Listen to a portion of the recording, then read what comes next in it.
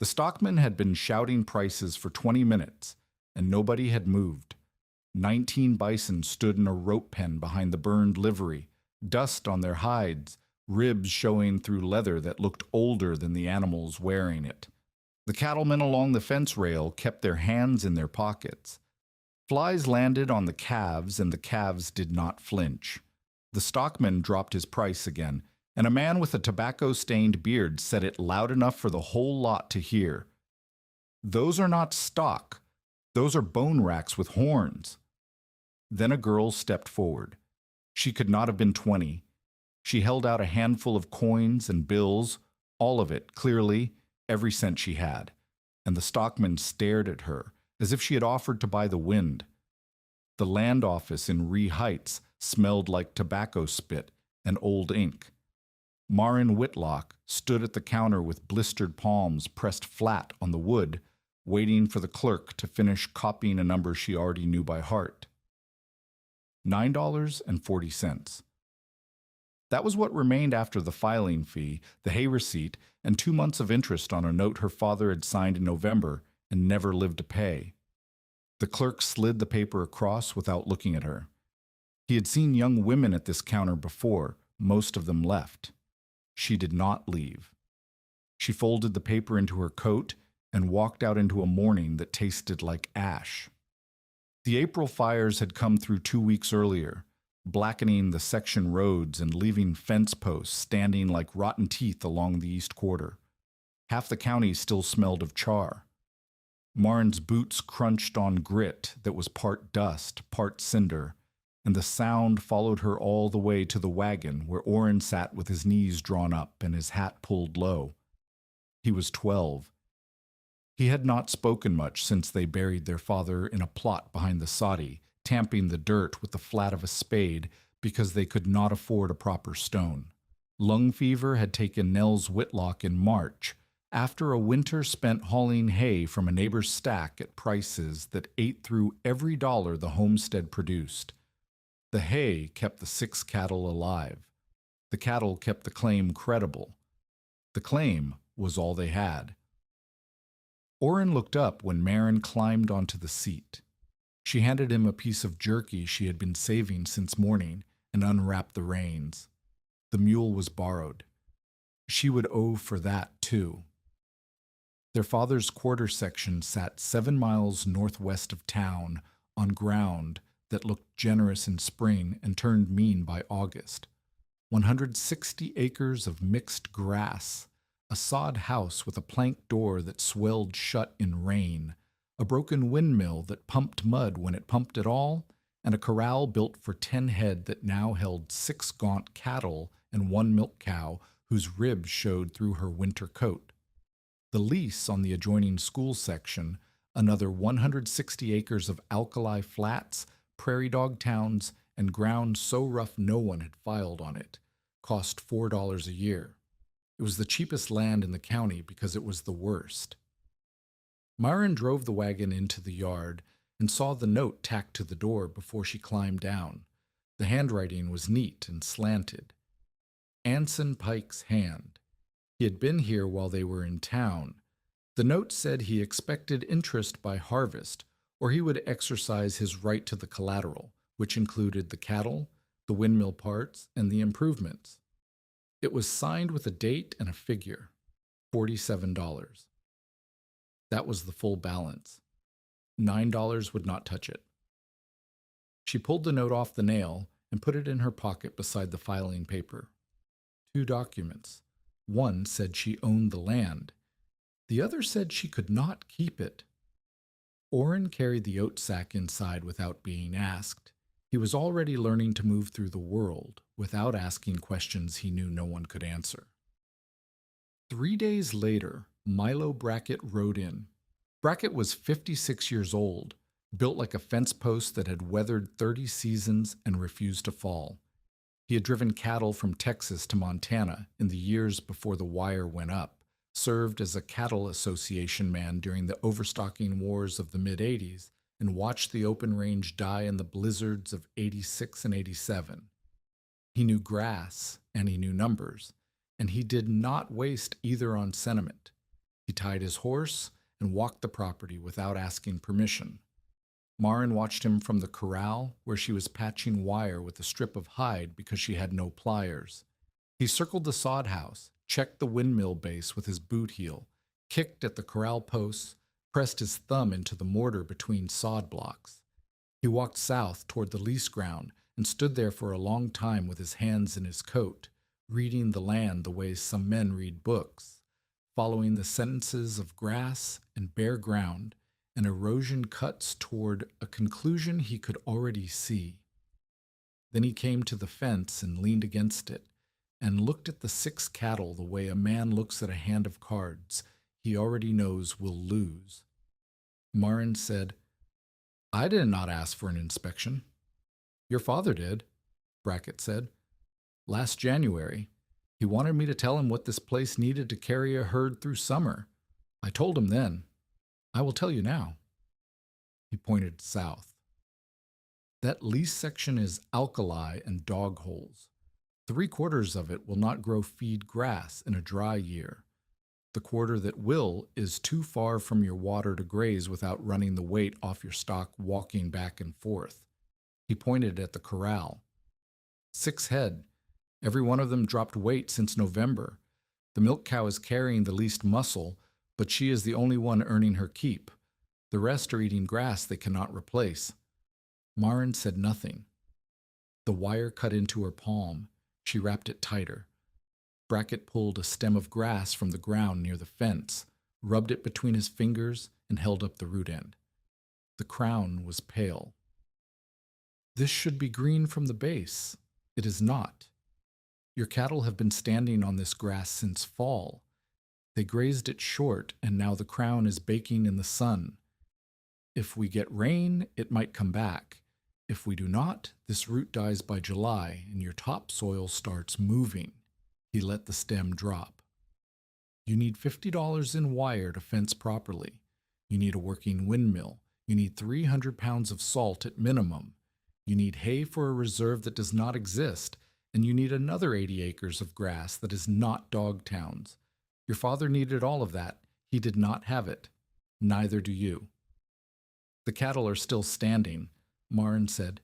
"They are standing today. By August, you will have 6 animals fighting over ground that cannot carry 3. A cow on failing grass does not just lose weight, Miss Whitlock. She kills the ground she's standing on. She grazes it to the dirt, and the dirt dries, and the wind takes it, and what is left will not grow back in 1 season or 2 or 5. Marin pulled the wire knot tight. Her hand bled.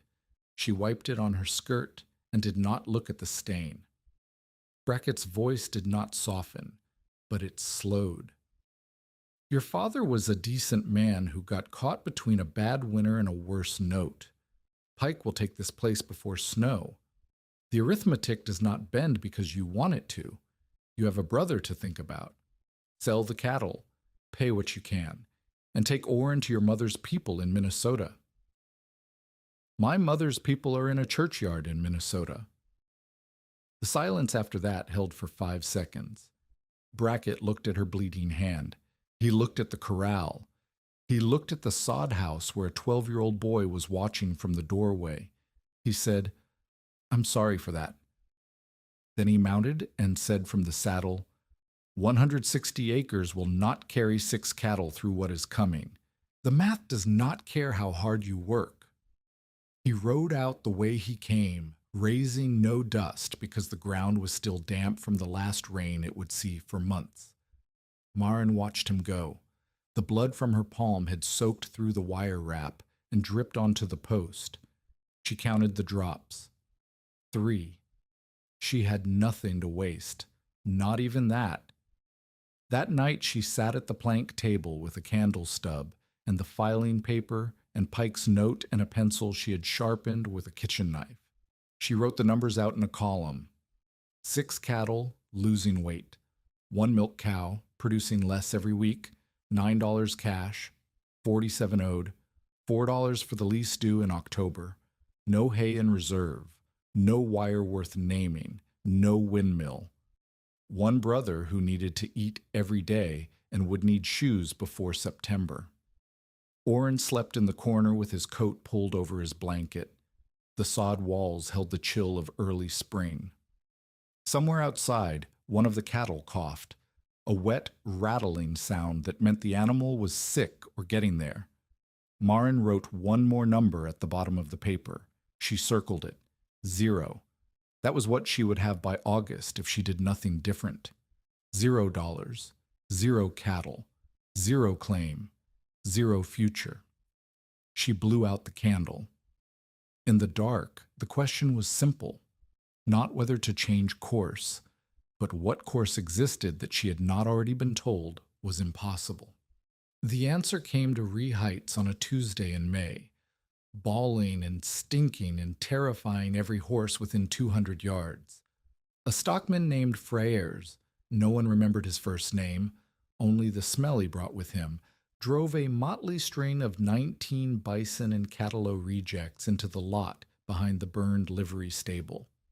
The animals had come from Kansas, from the remnants of a breeding operation that had gone to creditors after the owner overreached on a buffalo ranching venture. They were thin, scarred, wild-eyed, and loud. 2 had horn tips broken from fighting in the freight cars. 3 were calves still nursing cows that had little milk to give. The rest were mixed-age cows and young bulls with hides like old saddle leather and ribs that could be counted from 30 paces. Frears set himself up on an overturned crate and called for bids. The price was $60 for all 19, which worked out to just over $3 a head for animals that weighed less than most yearling steers. He might as well have been selling porcupines. The cattlemen leaning on the fence rail did not even pretend to consider it. Bison could not be milked efficiently. They could not be harnessed. They could not be trusted near horses. They could not be held by standard fence. Every man there knew someone who had tried to corral a buffalo and had lost either the fence, the animal, or a portion of his dignity. One rancher, a man with a tobacco-stained beard and 300 head on grass north of town, watched the bison pace the rope pen and said loud enough for the crowd to hear, "Those are not stock. Those are bone racks with horns." The men around him laughed. Frears dropped his price to 50. Nobody moved. Marin stood at the edge of the lot with Orrin beside her. She had come to town for salt and had no intention of buying anything alive. But she watched the bison move inside the rope pen, and something her father had shown her surfaced from years back. A memory she had filed away the way children file away things they do not yet understand. Her father had once taken her to a patch of ground where buffalo grass grew thick at the crown, even though the blades above were chewed short. He crouched beside it and rubbed a dry blade between his palms and showed her the base, green and tight against the soil. "Cattle eat the blade," he said. "They eat it down until the crown is open. Then the sun bakes the root, and it does not matter if rain comes. The plant is already dead from the top. But look at this." He pressed his thumb against the root crown. It was firm, alive. Something grazed this hard, and the crown is still covered. Something ate it and moved on before the crown died. She had been 9. She remembered his hands more than his words. The cracked skin, the calluses at the base of each finger, the way he pressed his thumb against the root crown and held it there so she could see the green. At 9, it was just grass. At 19, standing at the edge of a rope pen full of animals nobody wanted, it was a question. She watched the bison. They did not stand still. Even penned, they shifted and pushed and circled. They nipped at the grass growing against the fence posts, tore a mouthful, moved 3 steps, tore another. The cattle, she knew, would have stood at a feed point and chewed it bald in a ring. These animals could not seem to stay in one place long enough to kill anything. The thought was not a plan. It was a shape, blurred, dangerous, and possibly wrong. But it was the only shape she had that did not end at 0. She waited until Frears was wrapping his rope and swearing under his breath.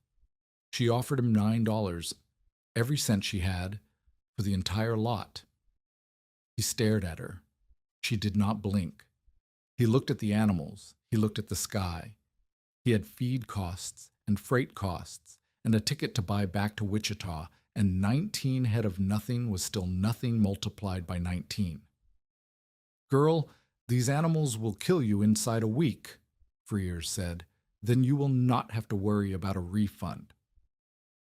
He took the $9. He counted the coins twice, folded the bills into his vest, and walked away without looking back at the animals or the girl who had bought them. Marin Whitlock walked home that afternoon with no money, no plan she could explain to anyone, and 19 bison trailing behind a rope string that 2 of the bulls had already tried to snap. The walk took 4 hours because 3 of the cows balked at the creek crossing, and 1 calf sat down in the road and would not move until its mother circled back. Orrin walked beside her holding the milk cow's lead and said the first full sentence he had spoken in weeks. Milo Brackett is going to think you lost your mind. She said, Milo Brackett already thinks that. The next morning, she made the decision that would define everything that followed. She counted the 6 cattle standing in the corral. She counted the 19 bison milling against the south fence. She looked at the grass between them, short, stressed, and losing color. And she understood with the cold clarity of someone who has no room left for error that she could not feed both. The cattle were respectable. The banks recognized them. Pike's note listed them as collateral. They were worth something on paper and nothing on grass that was already dying. She kept the milk cow for Orrin. She sold 4 of the remaining cattle to a drover passing through for $11 total, less than they were worth, more than they would be worth in a month. She used the money to buy 3 coils of barbed wire from the hardware store, where the owner made her pay cash because her credit was now gone. The last 2 cattle she traded to a freighter for 200 pounds of salt and a set of used pliers and a spool of baling wire. By the end of the week, Marin owned no cattle. She owned 19 bison that the county considered a public hazard, a milk cow, 200 pounds of salt, 3 coils of barbed wire, a set of pliers, and a piece of land that every stockman in the territory said could not carry what she had put on it. The logic, if anyone had asked, was simple enough to say and terrifying to stake a life on. She was not raising bison. She was raising grass. The cattle ate grass until it died. The bison ate grass and moved on before it died. If she could keep them moving across the worst ground, the least section with its alkali and dog towns and rough crust, the grass crowns might survive the summer. If the crowns survived, the roots held. If the roots held, the soil stayed covered. If the soil stayed covered, rain that fell did not sheet off bare dirt. If rain did not sheet off, the grass came back. It was a chain of ifs. Every link depended on the one before it, and the first link, keeping 19 half-wild bison moving in a pattern across ground they had never seen, depended on a 19-year-old girl who had never handled anything larger than a milk cow and whose only training was a dead man's lesson about root crowns. Rosa Kiefer came to the fence the day after the cattle were gone. Rosa was a widow in her 40s who ran 2 milk cows in a kitchen garden on the neighboring quarter section. She was not cruel. She had brought buttermilk more than once and had watched Orrin when Marin's father was too sick to mind him. She had a face that showed every hard year she had lived and a way of speaking that put honest concern and plain judgment in the same sentence. She stood at the property line and looked at the bison bunched against the far fence and looked at the empty corral where the cattle had been. She held a jar of buttermilk in one hand and her opinion in the other, and she offered both.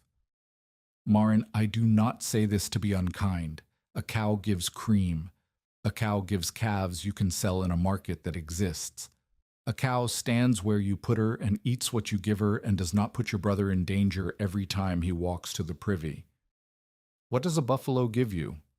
Broken boards and trouble. Marin said, A cow stands where I put her and eats until there is nothing left to eat. Then I have a cow standing on dead ground. Rosa's mouth pressed thin. You sold the only animals the bank respects to buy animals nobody in this county can insure, value, or contain. Pike will hear about this by Thursday. He will bring the sheriff. Pike hears about everything by Thursday. Then what is your answer when he comes? Because I have watched you since your father died, and you work harder than any person on this road, and that is exactly why I'm telling you this will not hold. Hard work does not change what an animal is. Those are wild creatures, Marin. They were born wild. They will die wild. And somewhere between now and then, they will break your fence and break your claim, and maybe break you. Marin looked at the bison. One of the calves was butting its mother's flank, and the cow swung sideways and moved 3 steps before letting it nurse. 3 steps. Not because she was pushed, because she chose to. In cattle, the cow would not have moved at all.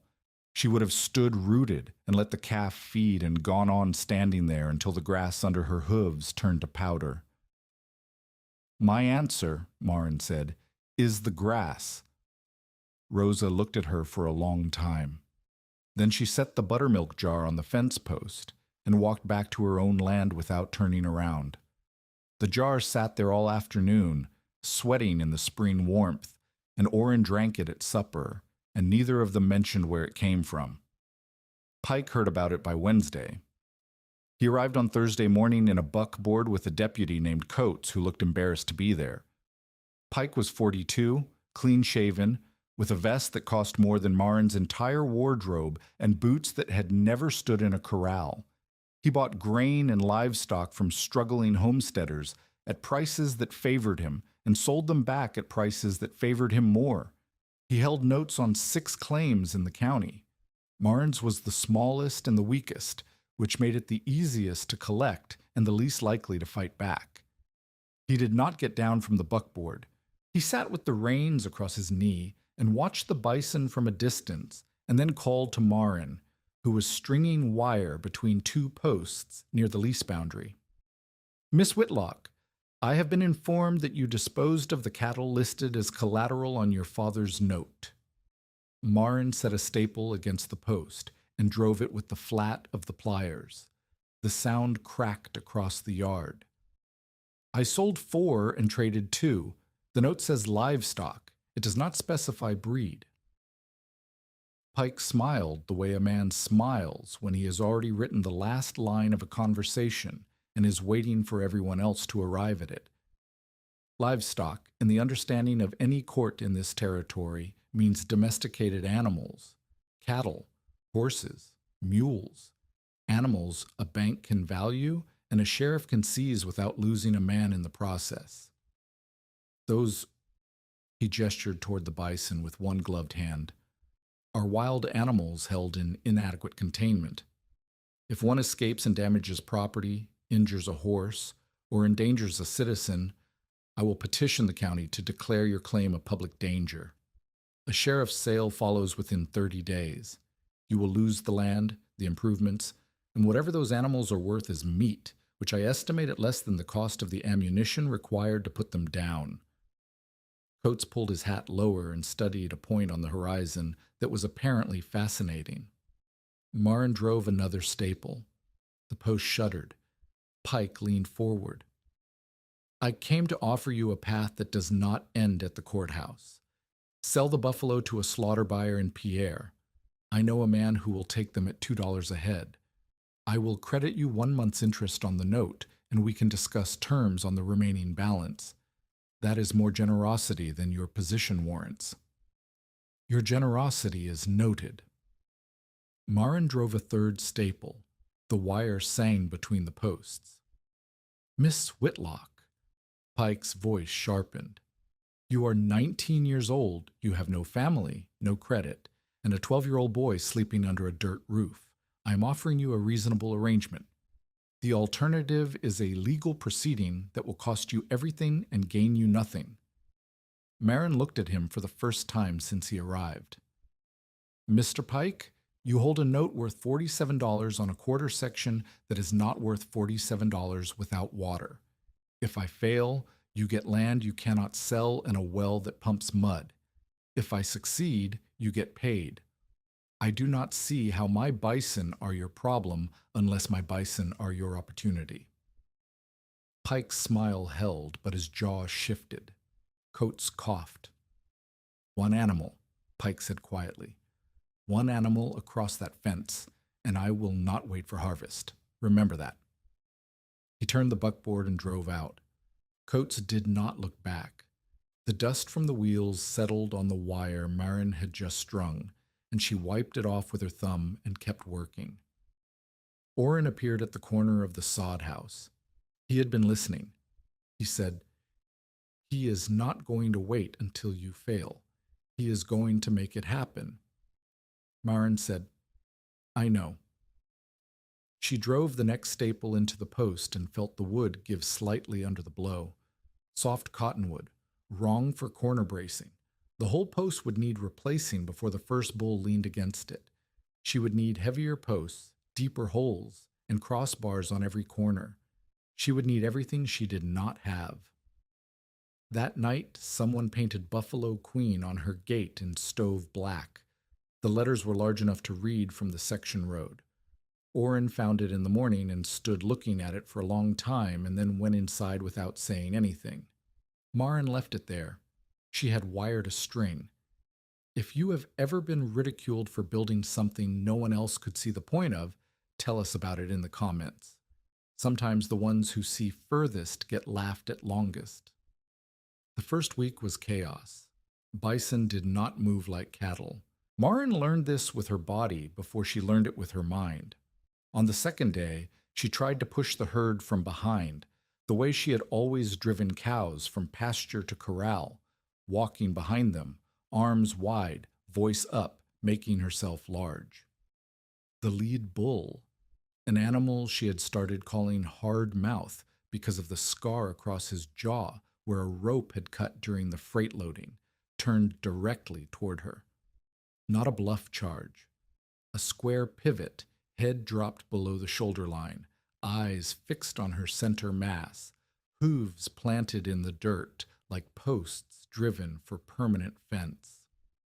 She had perhaps 2 seconds to throw herself sideways into a prairie dog hole before 800 pounds of bone and hide and fury passed through the space where her chest had been.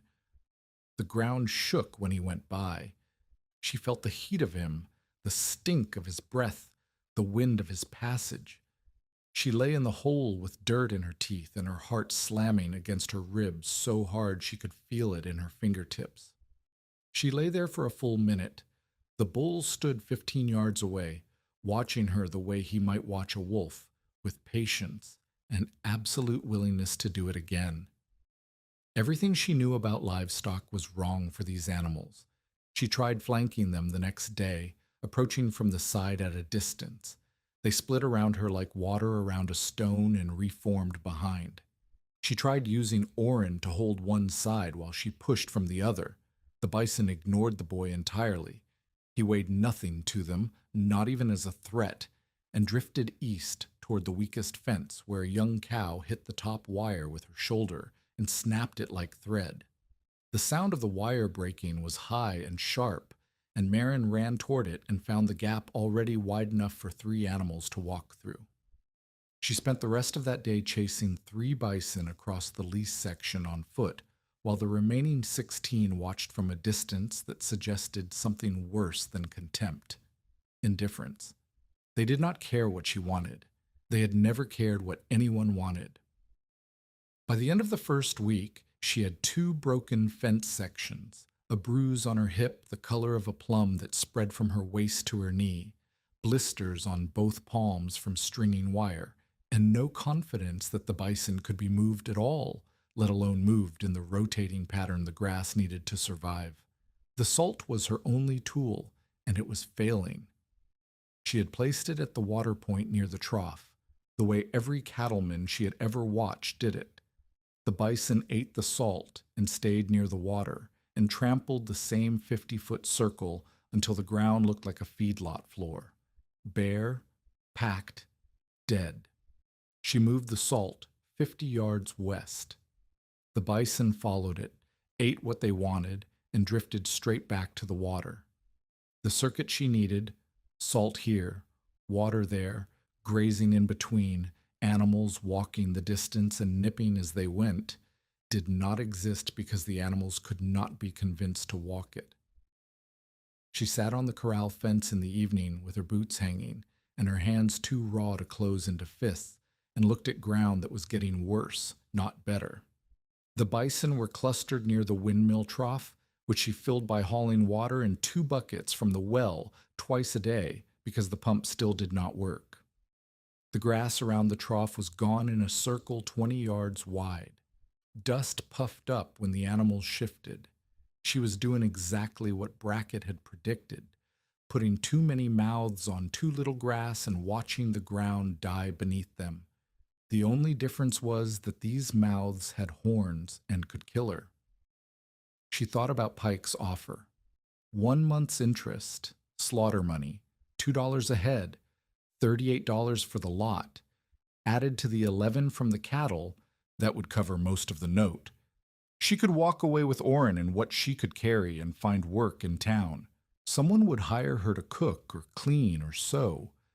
The simplicity of it pulled at her like a current pulling at someone who has swum too far. Then she looked past the bison, past the torn ground around the water, to the lease section beyond the south fence. Out there, where no animal had grazed in weeks, the grass was not tall. The April fire had taken the tops, but the crowns were green, low and tight against the soil, the way her father had shown her. The blades were short and brown, but the bases were green. The roots were still holding. The grass was alive where nothing had stood on it long enough to kill the root. The problem was not the bison. The problem was that she was keeping them where cattle would stay. She was managing bison the way she managed cattle, and bison were not cattle, and the grass did not care what she called the animals standing on it. The grass cared about one thing only: how long something stood in one place. And every day she kept the bison bunched at the water trough was another day she was proving Brackett right. She needed to let them move, not where she wanted them to go, where the grass needed them to go. She needed to open the gates and use the salt in the water to create a path that the bison would walk on their own, because it suited them, not because she forced them. And she needed to do it without standing behind an animal that would turn and crush her chest the moment she tried. The question sat in her like a stone she had swallowed. She had the animals. She had the land. She did not have the knowledge to connect the two without destroying both. She climbed off the fence and went inside to feed Orrin. The candle stub was getting short. She used it long enough to heat beans and cut bread, and then blew it out to save what was left. In the dark, she could hear the bison breathing through the sod wall, a sound like bellows, heavy and rhythmic and completely indifferent to her plans. Tomorrow she would try again. She did not know what she would try differently, but the grass crowns on the lee section were still green, and somewhere in that fact was an answer she could not yet reach, and she would not sleep until the shape of it came closer. Outside, the wind shifted east. It brought no rain. It brought no answer. It brought only the smell of dry grass and the sound of animals that did not belong to any world she understood. She almost quit on the 9th day. The morning had started with a broken gate, the south brush gate she had rigged from willow poles and wire, designed to close the gap between the corral fence and the lease boundary. Hard Mouth had leaned against it during the night, not charged it, leaned. 800 pounds of patient weight applied to a gate built by a girl who did not know how to brace a hinge post. The poles had bowed, the wire had stretched, and by dawn the entire south string of bison had walked through the gap onto the lease section and scattered across 300 yards of alkali flat. Marin stood at the broken gate with the pliers in one hand and a coil of wire over her shoulder, and looked at the animals spread across the worst ground on her claim. Two of the young bulls were pawing at a bare patch near a Dogtown mound. A cow had found a low spot and was rolling in it, throwing dust and gravel over her back, grinding her shoulders into the dirt until the depression widened. The calves stood near their mothers and bawled at the open sky. She had spent 9 days trying to keep the bison on the home quarter where she could watch them. 9 days of hauling water, moving salt, repairing wire, and getting nowhere. And now they had put themselves exactly where she needed them to go, and they had done it without her help, and the method they used was the one she could not figure out. They simply walked through the obstacles she had built and went where they wanted.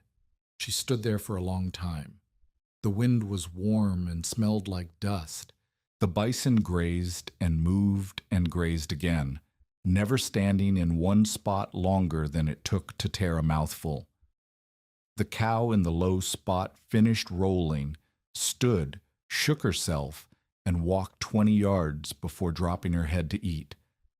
Behind her, the wallow she had made was a shallow bowl of loosened dirt, rough and ugly, and nothing a cattleman would tolerate in a pasture. Marin looked at the wallow. She looked at the grass the bison had already passed through, chewed but not bare, the crown still covered by torn litter and hoof-pressed stems. She looked at the grass ahead of them, untouched, waiting. She did not fix the gate. She sat on a rock at the edge of the lease section and watched the bison do what bison did. They moved, they tore, they trampled, they rolled. They moved again. By noon they had drifted 400 yards north and left behind a trail of rough ground that looked nothing like a grazed pasture and everything like a mess. But the grass crowns in that mess were still green. She checked. She knelt in the torn litter and pressed her thumb against a crown the way her father had shown her. It was firm, alive. The bison had eaten the blade and pressed the stubble flat, but the crown was shaded by the debris they had trampled over it. The root was protected. The problem had never been getting the bison onto the lease section. The problem had been thinking she needed to put them there. They had put themselves there. She needed to stop blocking them and start guiding the path they already wanted to walk. She needed gates that opened in sequence, salt placed far from water to extend the circuit. And she needed to stop treating the bison like cattle that had to be pushed and start treating them like weather that had to be channeled. She did not have the skill to build that system. Not yet. Thomas Yellow Horse arrived on a freight wagon 3 weeks later, hauling salt and flour for the general store. He was in his late 50s with a face that looked carved from the same sandstone that lined the bluffs east of the river. He wore a wool coat too warm for June and boots that had walked more miles than most horses in the county had carried riders. He was Lakota, an agency freighter who moved goods between the reservation and the towns that pretended they did not depend on the labor of men like him. He had been a scout in an earlier decade and a cattleman's hand in the years between, and he had watched bison on open grass before the herds were reduced to memory and fenced remnants. He did not come to Marin's claim on purpose. His wagon threw a wheel hub on the section road, and while he waited for the iron to cool enough to reset, he sat on the wagon tongue and watched Marin try to move her bison from one grazing block to another by waving a blanket on a stick. He watched for 20 minutes. The bison ignored the blanket. Marin circled to the left. The lead cow circled to the right. Marin shouted. The cow looked at her with an expression that contained no fear, no curiosity, and no respect. The herd drifted in the opposite direction of everything Marin intended, and she stood in the middle of the lease section with a blanket drooping from the stick and dust on her face, and nothing in her posture that resembled someone winning. Thomas got down from the wagon and walked to her fence. He stood there until she noticed him. She walked over, breathing hard, the blanket trailing behind her like a flag from a battle she had not won. "You are pushing from behind," he said. Maren wiped her face with her sleeve. "I'm trying to move them west." "You are pushing from behind. Cattle move away from pressure behind them. Buffalo turn into it. You push from behind, and the lead animal faces you. You have been doing this for how many days?" 3 weeks. Thomas looked at the bison, then at the rough grazing blocks Maren had marked with wire and brush. He studied the salt placement. She had moved it twice since the first failure, now setting it 100 yards from the water. He looked at the wallows the bison had made near the south boundary. He looked at the grass. "You are watching the animals," he said. "What else would I watch?" "The grass." Maren stared at him. Thomas walked along the fence line without asking permission, the way Brackett had, but where Brackett had been assessing damage, Thomas was reading something else. He stopped where the bison had grazed 3 days before and crouched and pressed his thumb against a grass crown. He rubbed the root between his fingers. Then he walked to where the bison had not yet grazed and did the same thing. He compared the two, holding one sample in each hand, and nodded once. "The ground where they have been is not dead," he said. "The ground where they have not been is not better. It is just taller. Tall grass is not strong grass. Root-held grass is strong grass. Your animals are doing what they should be doing. You are just standing in their way." He reset his wagon hub that afternoon, but he came back the next morning. And the morning after that. He did not explain why, and Maren did not ask. She understood the exchange without naming it. He saw something in what she was building, not competence, not yet, but the direction of her attention. She was watching the grass, not just the animals. That was enough for him to come back. Over the next 2 weeks, Thomas taught her 3 things that changed everything. The first lesson came on a Tuesday. Maren was trying to move the herd from the south block to the middle block through a wire lane she had built. She stood behind them and shouted, and hard mouth pivoted toward her, and she jumped sideways into the wire and tore her shirt and cursed. Thomas said, "Come to the side, not behind, to the side at the shoulder and angle toward the direction you want. A buffalo will not turn away from pursuit. But a buffalo will yield from side pressure because it opens a path. You're not chasing. You're offering a door." She tried it. She walked to the left flank of the herd, angled her body toward the northwest, and stepped forward. Hardmouth's head turned. His body followed. He walked through the wire lane as if it had been his idea. The rest followed because the lead moved and Bison followed the lead.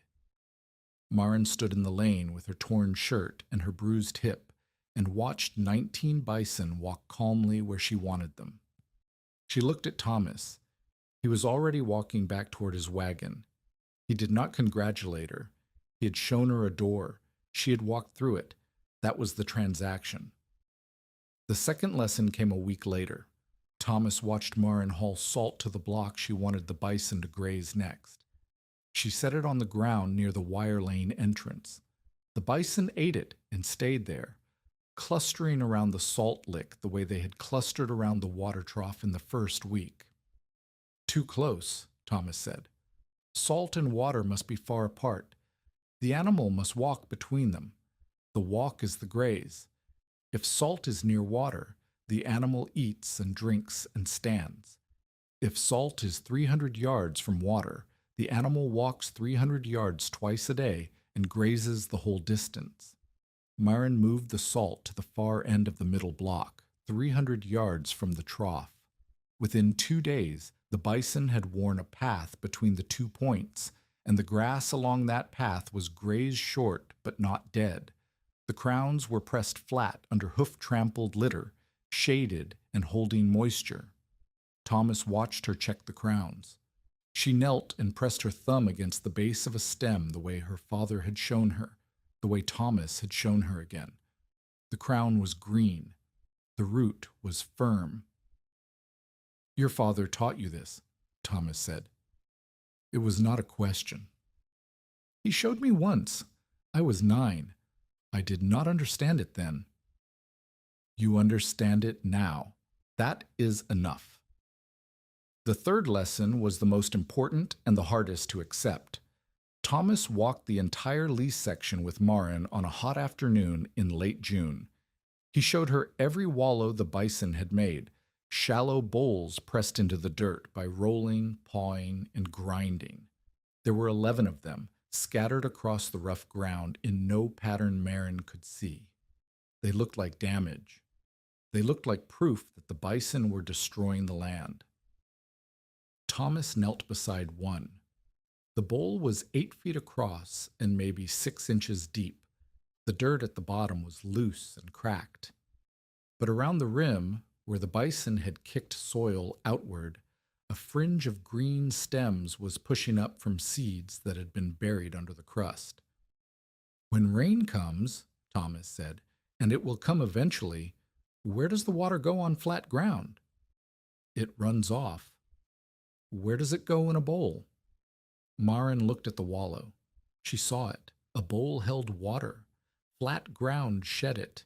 The bison were not just grazing the land, they were shaping it, pressing low spots into the surface that would catch rain when rain finally came.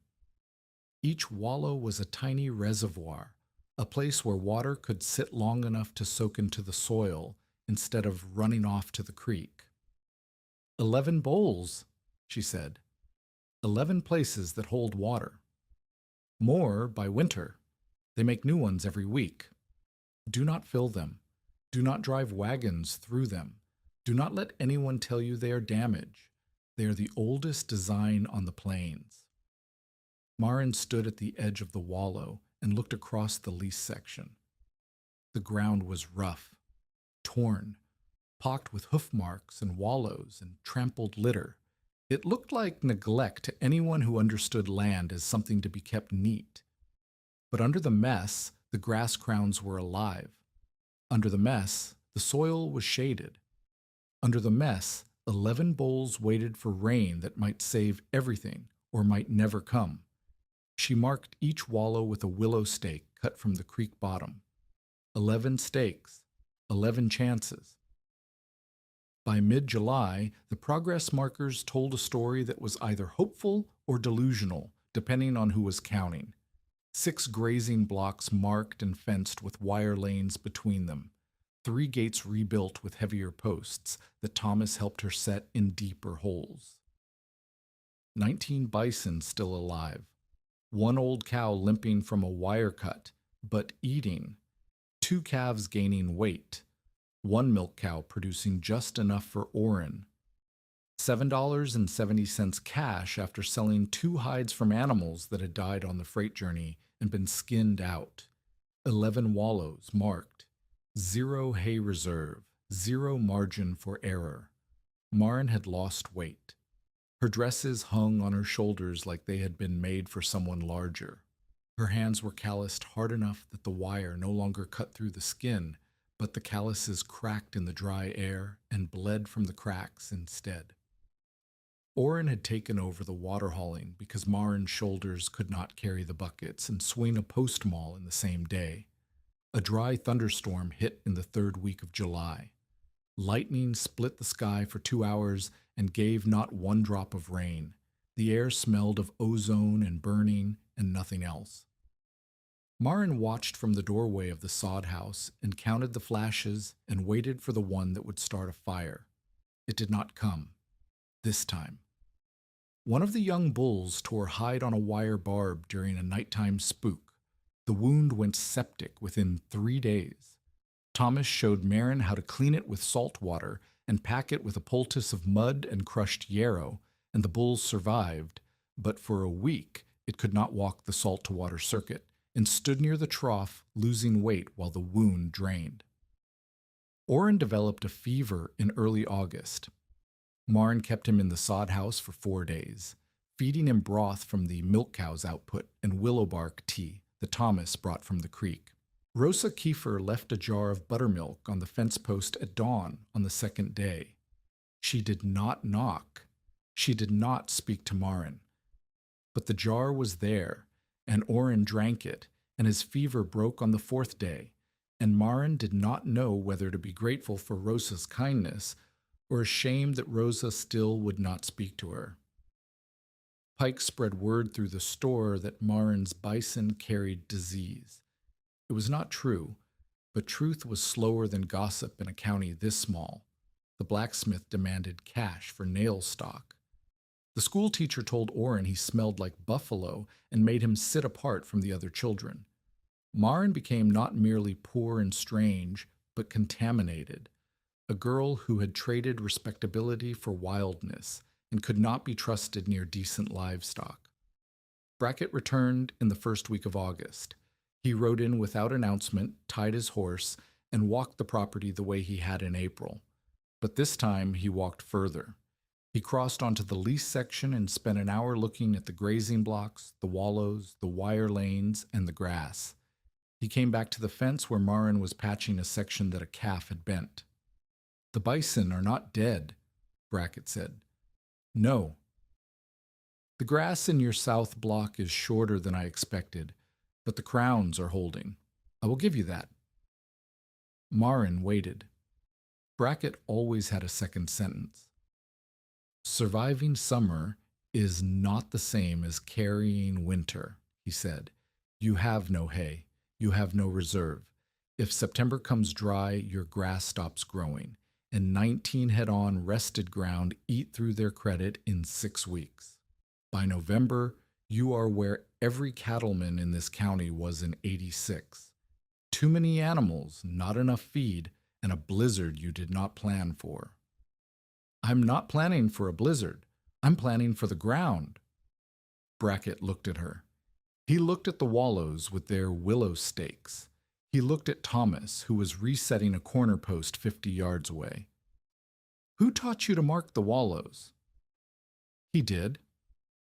Brackett nodded slowly. He did not say anything about Thomas, not approval and not objection. He mounted and said, "You are not wrong about the grass. You may be wrong about the time." He rode out. It was the closest thing to encouragement he had ever offered, and it sounded exactly like a warning. By late August, the difference was visible but not yet proof. The cattle pastures east and north of Marin's claim showed pale, tight-cropped ground. The grass had been grazed to stubble, and the stubble had been grazed to root, and now the roots were baking under a sun that had not been interrupted by meaningful rain since June. The soil between the stems was the color of old bone, dry, powdery, cracked in a web of lines that deepened every week. Marin's land looked worse by every standard a cattleman understood. It looked rough, ugly, and neglected. Tufts of grass stood at uneven heights. Trampled litter lay in mats across the grazed blocks. Manure pats dried and crumbled in the sun. The wallows were bare bowls of dust. Hoof marks covered every surface, and the fence lines had been rubbed and leaned on until the wire sang with tension. No one driving past on the section road would call it a ranch. Most would call it a mess. But Marin drove a knife into Rosa's pasture beside the fence line and hit dry powder after 1 inch. The blade went in easy and came out clean and pale. She walked to her own land to a low swale near a wallow's edge and drove the same knife in. The top was cracked. Dry crust broke under the blade, but 2 inches down the soil was cool enough to darken her fingertips when she pulled them out.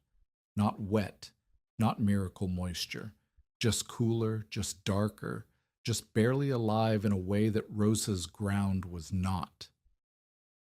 Thomas knelt beside her and made her dig deeper with her hands. 3 inches down, the soil held together in a clump instead of falling apart into powder. The grass roots at the crown were pale but firm. They had not given up. "This is the difference," Thomas said. "It is not much. It is enough. He looked across the lease section and said something that Marin would remember longer than anything else he told her. The cattlemen measure animals. They count heads and they count pounds. You must measure grass, count roots, count crowns, count wallows that hold water. The animal is the tool. The grass is the crop. If you teach the town to buy buffalo, they will overstock buffalo the way they overstocked cattle, and the grass will die the same way. If you teach them to count roots, they might learn something that lasts. It was not much, 2 inches of cooler soil, grass crowns that had not yet died, wallows that held nothing because no rain had come, evidence that would convince no one who was not already kneeling in the dirt with her hands in the ground. But it was something. It was the first proof that the chain of ifs was holding, link by link, crown by crown, wallow by wallow, and that the 19 skinny bison Marin Whitlock had bought with her last $9 were doing something the county's cattle could not do. They were keeping the ground alive. Pike waited. Brackett watched. Rosa did not visit. The wells dropped another inch. The sky stayed white. The drought was not a disaster you could point to, not a blizzard or a fire or a flood with a date and a name.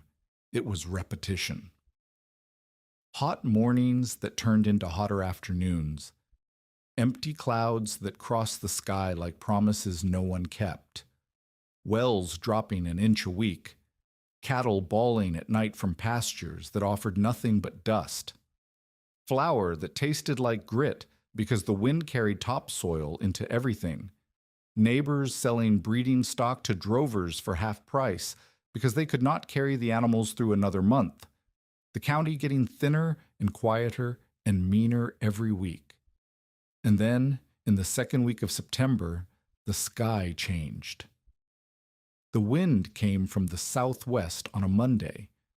By Tuesday, it had not stopped. It came low and hard and dry, carrying the kind of heat that belongs to August but was arriving late, pushed ahead of a pressure system that had no rain in it and no intention of producing any. The sky turned the color of old brass. Dust lifted from every bare patch in the county and joined the wind and became the sky, and the sky became the dust until there was no difference between the two. On Wednesday, smoke appeared on the southern horizon. Prairie fire. Somewhere south of the Hand County line, in ground that had been dry since spring, a careless match or a spark from a cook fire or a lightning strike from a storm no one had seen had touched off grass that had been waiting to burn since April. The fire moved north with the wind. The smoke arrived first, a brown haze that stung the eyes and settled in the throat and turned the sun into a red disk that could be stared at without squinting. Marin smelled it before she saw it. She was resetting a willow stake near the 8th wallow when the wind carried the first char scent across her lease section. She straightened and looked south and saw the haze building along the ridge like a second horizon darker than the dust climbing the sky. She ran to the sod house. Orrin was not there. His coat was on the peg. His shoes were under the bed. The bucket he used for water hauling was missing at the south gate. The gate that opened toward Rosa's quarter was unlatched. Marin looked south. The smoke was thicker now. Rosa's cattle, 2 gaunt milk cows that had been standing at the fence line for days, had broken through a weak stretch of wire and were moving toward Marin's land, toward the green. Orrin must have seen them from the doorway and gone to warn Rosa, or to drive them back, or to fix the fence. He was 12 years old, and he had watched his sister work for 4 months, and he had decided to help in the worst possible moment. Thomas was not on the claim. He had driven freight to Miller the day before and was not expected back until Thursday. Marin was alone with 19 bison, a missing brother, a fire moving toward her from the south, and 2 stray cattle pushing toward her one remaining green pasture. She could chase Orrin. She could manage the bison. She could not do both. The bison sensed the smoke before the fire was visible. Hard Mouth raised his head and turned south, and his nostrils flared wide. The cows bunched behind him. The calves pressed close. The herd shifted, not panicked, not yet, but alert in a way that cattle never managed. Cattle smelled smoke and ran. Bison smelled smoke and gathered and waited for the lead animal to choose a direction. If Hard Mouth chose south, toward the fire, the herd would follow him into the smoke and scatter across 2 miles of burning grass, and she would lose every animal she had. Marin ran to the north wire lane and pulled the brush gate open. Then she ran to the east boundary and opened that gate too. She was making a channel north and east, away from the smoke, across the 2 rested blocks she had been saving for September grazing. If the bison took the path, they would move across the least vulnerable grass and away from the fire. If they did not take the path, nothing she did would matter. She ran back to the herd and came in from the left flank, the way Thomas had taught her. Side pressure, not behind. She angled her body northwest and walked toward Hard Mouth's shoulder. He turned his head. She held her breath. His body followed his head, and he walked, not ran, walked, through the wire lane toward the north block. 16 bison followed him. The 2 calves stumbled and bawled, but their mothers circled back and pushed them forward. 1 cow did not follow. She stood at the south fence with her head up, staring into the smoke, and would not move. Marin left her. She could not fight 1 animal and guide 18. The smoke thickened. Noon turned brown. The sun disappeared behind a wall of haze that was part dust, part ash, and part the visible breath of a fire that was now close enough to hear. A low, steady roar that sounded nothing like flames and everything like a river moving through a canyon. Not sharp, not crackling, deep and continuous and getting louder. From the north, Marin saw cattle pouring along the section road. Not her cattle. Neighboring herds, panicked, breaking through fences and running toward anything green. 2 of Pike's lease cattle hit her east fence and pushed through, breaking the wire at a splice she had made in July. They ran onto her rested block and stood there panting, gaunt and terrified. Then 3 more. Then 6. A rider came behind them. 1 of Pike's hired men, a thin man with a face burned red by wind. He carried wire cutters. "Open your fence!" he shouted at Marin across the lane. "Emergency pasture! My cattle need in." "Your cattle are already in," Marin shouted back. "They broke the east wire." "Then open the rest. We need the grass." "That grass is rested for a reason. Put 30 head of cattle on it, and it is dead by morning." The hired man looked at the smoke behind her. He looked at the cattle already on her land. He looked at the bison moving north through the wire lane. "You are worried about grass, and the whole county is about to burn." He rode toward her east fence with the cutters in his hand. Marin ran. She reached the fence as he leaned down from the saddle to cut the next wire. She grabbed the wire above the cut point and held it. The barbs bit into her already calloused palm and held. "This is my land," she said. "My wire. My grass. If you cut it, Pike can explain to the sheriff why his man destroyed my fence during a fire he could have ridden around." The man looked at her. He looked at the blood on her hand. He looked at the fire line now visible as a low orange glow beneath the smoke on the southern ridge. He swore, wheeled his horse, and rode east to find open ground. If you're still here, hit subscribe, because what happens in the next 5 minutes changes everything. Oren is still out there, the fire's getting closer, and the ground Marin has been building all summer is about to face the only test that matters. The fire reached the southern boundary of the lease section at mid-afternoon. It came through Rosa's pasture first, tight-cropped cattle grass with nothing to slow it. The flames were low and fast, running across exposed soil and short stubble, And where the grass was gone entirely, the fire had nothing to eat and jumped forward in gusts, carried by the wind, looking for fuel. It hit Marin's lease boundary, and it did not stop, but it changed.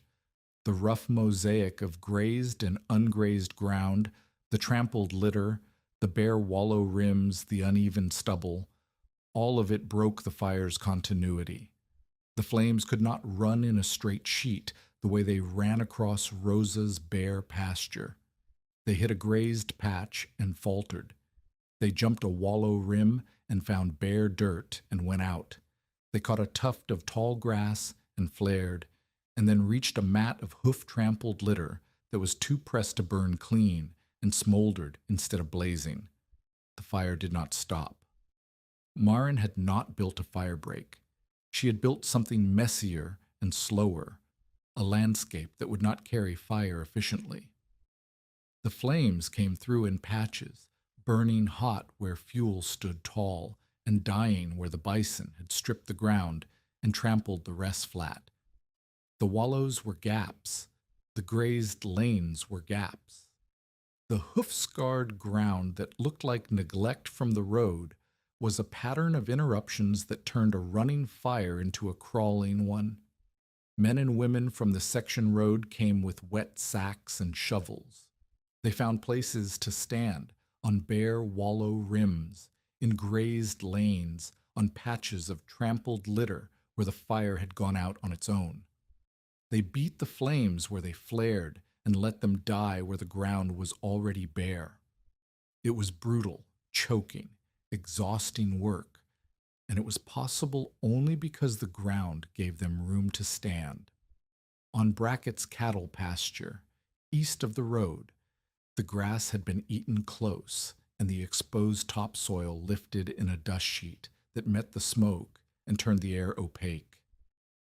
His cattle were jammed against the north fence, lowing and crushing each other.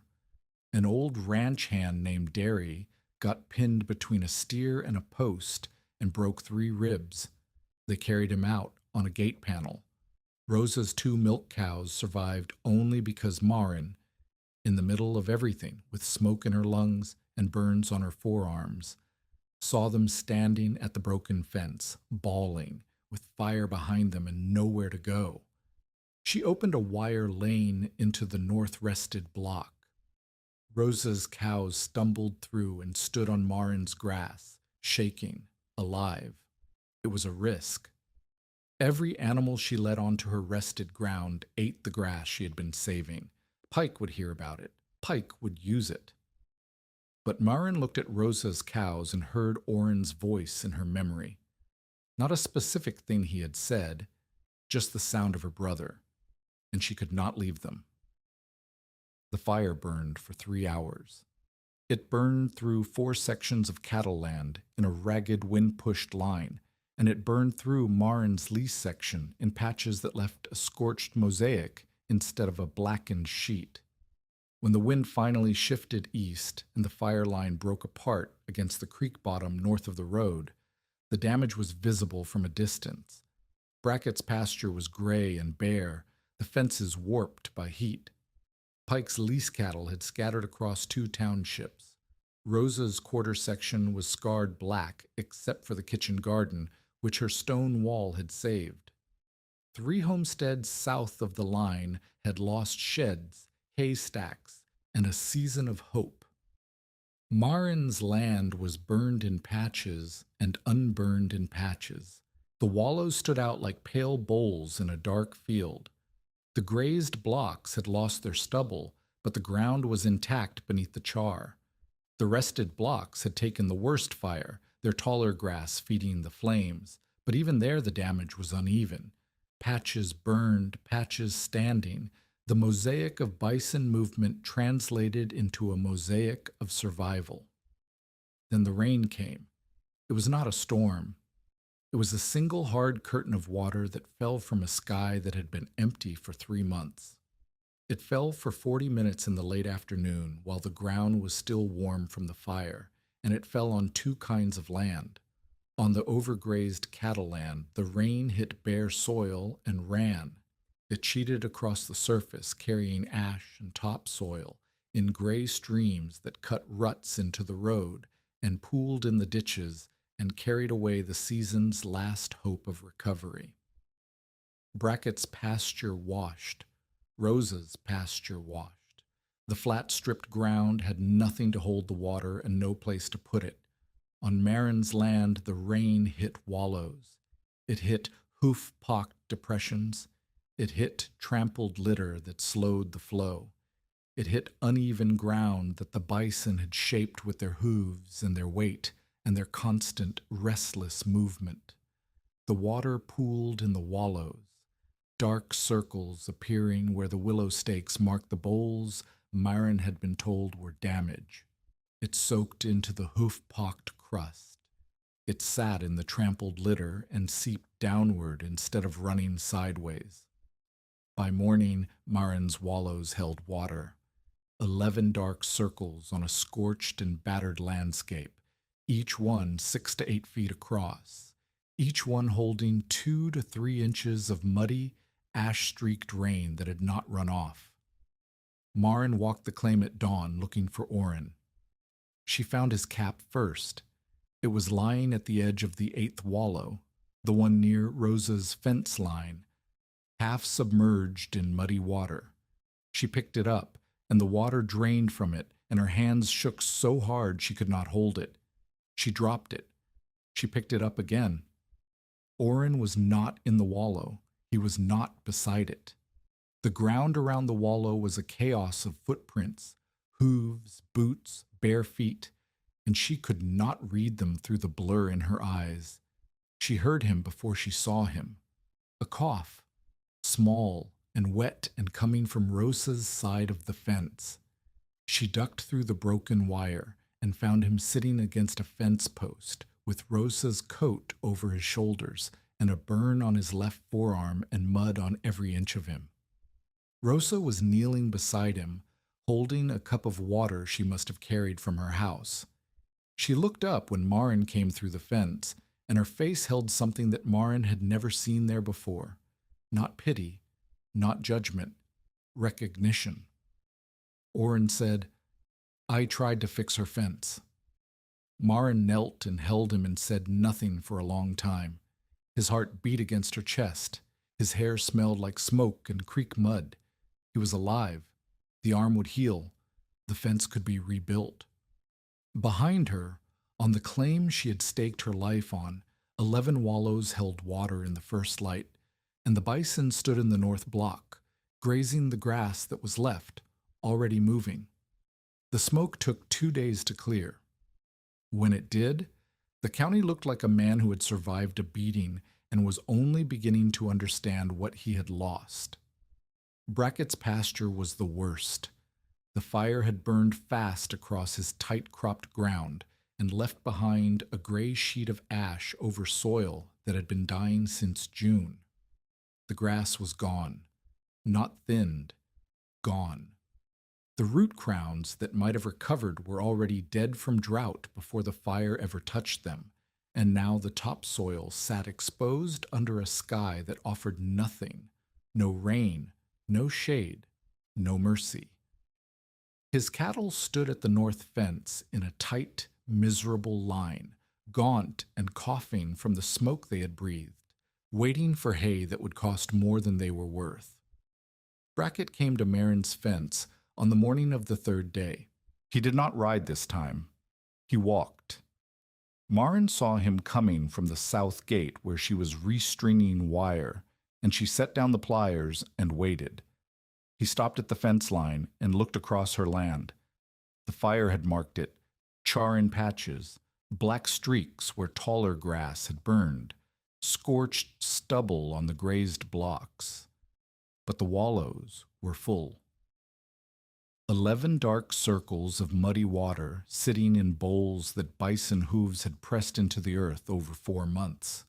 The grass around the wallow rims was burned short, but the crowns, Marin could see Brackett looking at them, reading them the way he read everything, with the practiced eye of a man who had spent 40 years on grass. He climbed through the fence without asking. He walked to the nearest wallow and knelt beside it. The water was 2 inches deep, brown with ash and mud. He ignored it. He reached to the rim where a tuft of grass grew and took hold of the crown between his thumb and forefinger and pulled. It did not come loose. The roots held. He pulled harder. They held. He sat back on his heels and looked at the grass in his hand, the blades torn off, the crown still in the ground, the roots invisible beneath it but strong enough to resist a man's grip. He said, "I counted beef. She counted roots." Maren heard him but did not respond. She had learned over 4 months that Brackett's admissions were not invitations to speak. They were verdicts delivered to himself, and the best thing to do was let them stand. Brackett stood and walked back to the fence. He looked at Maren with the same expression he had worn in April, direct, unsentimental, assessing, but something behind it had shifted. In April, he had been measuring her against a standard he already knew. Now he was measuring the standard against what she had done. "Your father would not have thought of this," he said. "He was a cattleman. He thought like a cattleman. You're not." "No? Your grass held. Your ground held. Your wallows caught the rain. My ground washed. My grass is dead. Those are the numbers." He paused. "I was right about cattle math. I was wrong about what you were counting." He put his hat back on and walked back toward his own land. Halfway across the road, he stopped and turned. "I will need to buy hay. $100 worth, maybe more. You will not need to buy hay. Think about what that means." Maren thought about it. $100 in hay meant Brackett's cattle would survive the winter, but his accounts would not. It meant the open range math he had built his life on, stock heavy, graze hard, move on, had hit a wall it could not climb. It meant that the man who had told her the arithmetic did not care how hard she worked was now standing on the wrong side of his own arithmetic. She did not feel triumph. She felt the weight of being right in a place where being right made you a target. Rosa came on the 4th day. She brought the buttermilk jar, full this time, and she brought herself through the fence gate instead of leaving the jar on the post. She stood in Maren's yard and looked at the bison grazing the north block. Her own cows were still there, on Maren's rested ground, the only green grass they had stood on in weeks. Rosa had not asked for them to be there. Maren had opened the lane during the fire, and Rosa's cows had walked through and survived, and now they stood on Maren's grass eating what Maren had grown, and both women knew it. Rosa said, "I came to take my cows home." Maren said, "Your pasture is burned." "I know what my pasture is." "Leave them here for a week. The north block can carry 2 more head for a week without hurting the crowns. After that, we move them to the east block, which has been resting since July." Rosa's mouth opened and closed. She had come prepared for a transaction, an apology, a debt acknowledged, a favor owed. She had not come prepared for a woman who spoke about grass crowns and resting schedules, as if they were as obvious as the weather. "How do you know the north block can carry 2 more for a week?" "Because I've been counting the crowns every 3 days since June. I know how many days each block needs to recover after grazing. I know how much stubble the bison leave. I know the difference between a crown that will regrow and one that will not. Your 2 cows eat less than my smallest bison. The block can carry them." Rosa looked at the ground. She looked at the wallows with their willow stakes. She looked at the bison, ugly and scarred and lean, moving across the grass with the constant restless drift that had driven Maren to exhaustion and then to understanding. "I have 2 cows," Rosa said. "That is all I have. If they die, Oren and I will be in the same place. Me with nothing, and him with a sister who feeds him on grass theory." Maren almost smiled. "Keep them here for a week. When your pasture has stubble again, take them home. But when you take them home, do not graze both cows on the same ground at the same time. Split your quarter. Put one cow on the east half and one on the west half. Switch them every 2 weeks. Let the empty half rest. That is not how anyone runs cows. That is how I run bison. The animal does not matter. The rest does. Rosa took the buttermilk jar to the sod house and set it on the table and stood there for a moment looking at the room where Marin and Orin lived. The plank table, the candle stub, the pencil-marked paper with its columns of numbers, crowns counted, blocks rotated, wallows measured, a map drawn on a flour sack showing the 6 grazing blocks and the wire lanes between them. Rosa studied the map with the same careful attention she gave to her kitchen garden, reading it the way a woman reads a recipe she might need to use. She said, "Will you show me?" Marin said, "Yes." That was the first conversion, not a dramatic admission, not a humbled enemy kneeling, a woman with 2 cows and no grass looking at a flour sack map and deciding to learn. Over the next 2 weeks, others came. Not many, not a crowd. But enough for Marin to understand that the fire had done what 4 months of quiet work could not. It had made the difference visible from a distance. A young homesteader named Cress Lundy rode in from 2 sections north. He had 12 cattle and a quarter section that had burned clean. He stood at the fence and looked at Marin's wallows and said, "I cannot afford bison. Tell me what I can afford." Marin walked him through the lease section. She showed him the grazed blocks and the rested blocks and the difference between them. She knelt and pressed her thumb against a grass crown and showed him the green at the base.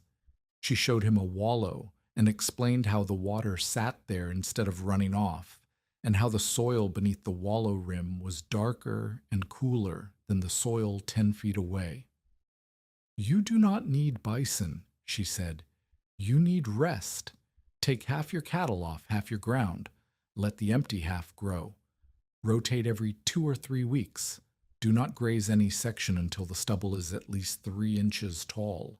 Your grass will come back slower than mine because you do not have animals that make wallows, but it will come back." Lundy said, "Half my cattle off half my ground means half my cattle are standing on nothing." "They are standing on grass that is recovering. In 6 weeks, you put them on the recovered half and rest the other. In 6 months, your ground carries 12 head better than it carries 12 head now." 6 months. I do not have 6 months of feed. You do if you sell 4 head today and run 8 on ground that can carry 8. You're trying to keep 12 alive on land that can carry 6. The math is the same everywhere. Fewer mouths, more rest, stronger roots. Lundy left without committing. He came back a week later. He had sold 4 cattle. He wanted Marin to walk his land and show him where to put the fence. A family named Threlkeld, husband, wife, 2 children, came from the east quarter with a wagon. They had lost their haystack in the fire. Their cattle had survived, but their pasture had not. The wife, Nan Threlkeld, was the one who asked the questions. She wanted to know about the wallows. She wanted to know about the salt placement. She wanted to know why Marin's grass looked different from every other piece of ground in the county. Marin told her. She told everyone who asked. She did not charge. She did not lecture. She walked people onto her land and showed them the soil and the grass and the wallows and the bison, and she explained the logic in the same plain language she used with Orin. Count the roots, not the heads. Rest the grass. Move the animals. Let the ground recover. If this story reminds you why preparation matters, why building something before the crisis hits changes everything, share it with someone who needs to hear it. Pike's response to the validation was not humility. It was recalculation. He came to town the week after the fire and sat in the store and listened to men talk about Marin's wallows and Marin's grass and Marin's bison. He listened to Brackett say, in public, that the girl had counted roots while the rest of them had counted beef. He listened to Cress Lundy describe the soil test, the knife pushed in, the cooler dirt beneath the crust. He listened to Rosa Kiefer say, quietly, that she was resting half her pasture. Pike listened to all of it, and then he said, "If her land is valuable, then the note on it is even more valuable. She owes $47. Interest is accumulating. If she cannot pay by winter, I will exercise my right." The room went quiet. Every man in it understood what Pike was doing. He had failed to break Marin through mockery. He had failed to break her through the deputy. He had failed to break her through the fire. Now he was going to use the one tool she could not burn or fence or wrest her way out of, the debt her dead father had left behind. Marin heard about it from Brackett, who rode out specifically to tell her. He stood at the fence, the same spot, the same lean, and said, "Pike is not done. He will demand the full balance before winter. You have no way to pay it." "I have $7.70. "That is not $47. "No." "He will take the land, Marin, not because you failed, because you succeeded on land he wants." The threat sat in the air between them like the smoke that had not fully cleared. Marin had survived drought and fire and mockery and her own ignorance, and the ground had held, and the bison had held, and the wallows had held. And none of it mattered if Pike could take the claim with a courthouse filing and a paid deputy. Thomas returned from Miller on a Thursday afternoon with his wagon loaded and his face unreadable. He drove straight to Marin's claim, unloaded a 50-pound sack of salt he had bought with his own money, and sat on the wagon tongue and looked at the wallows.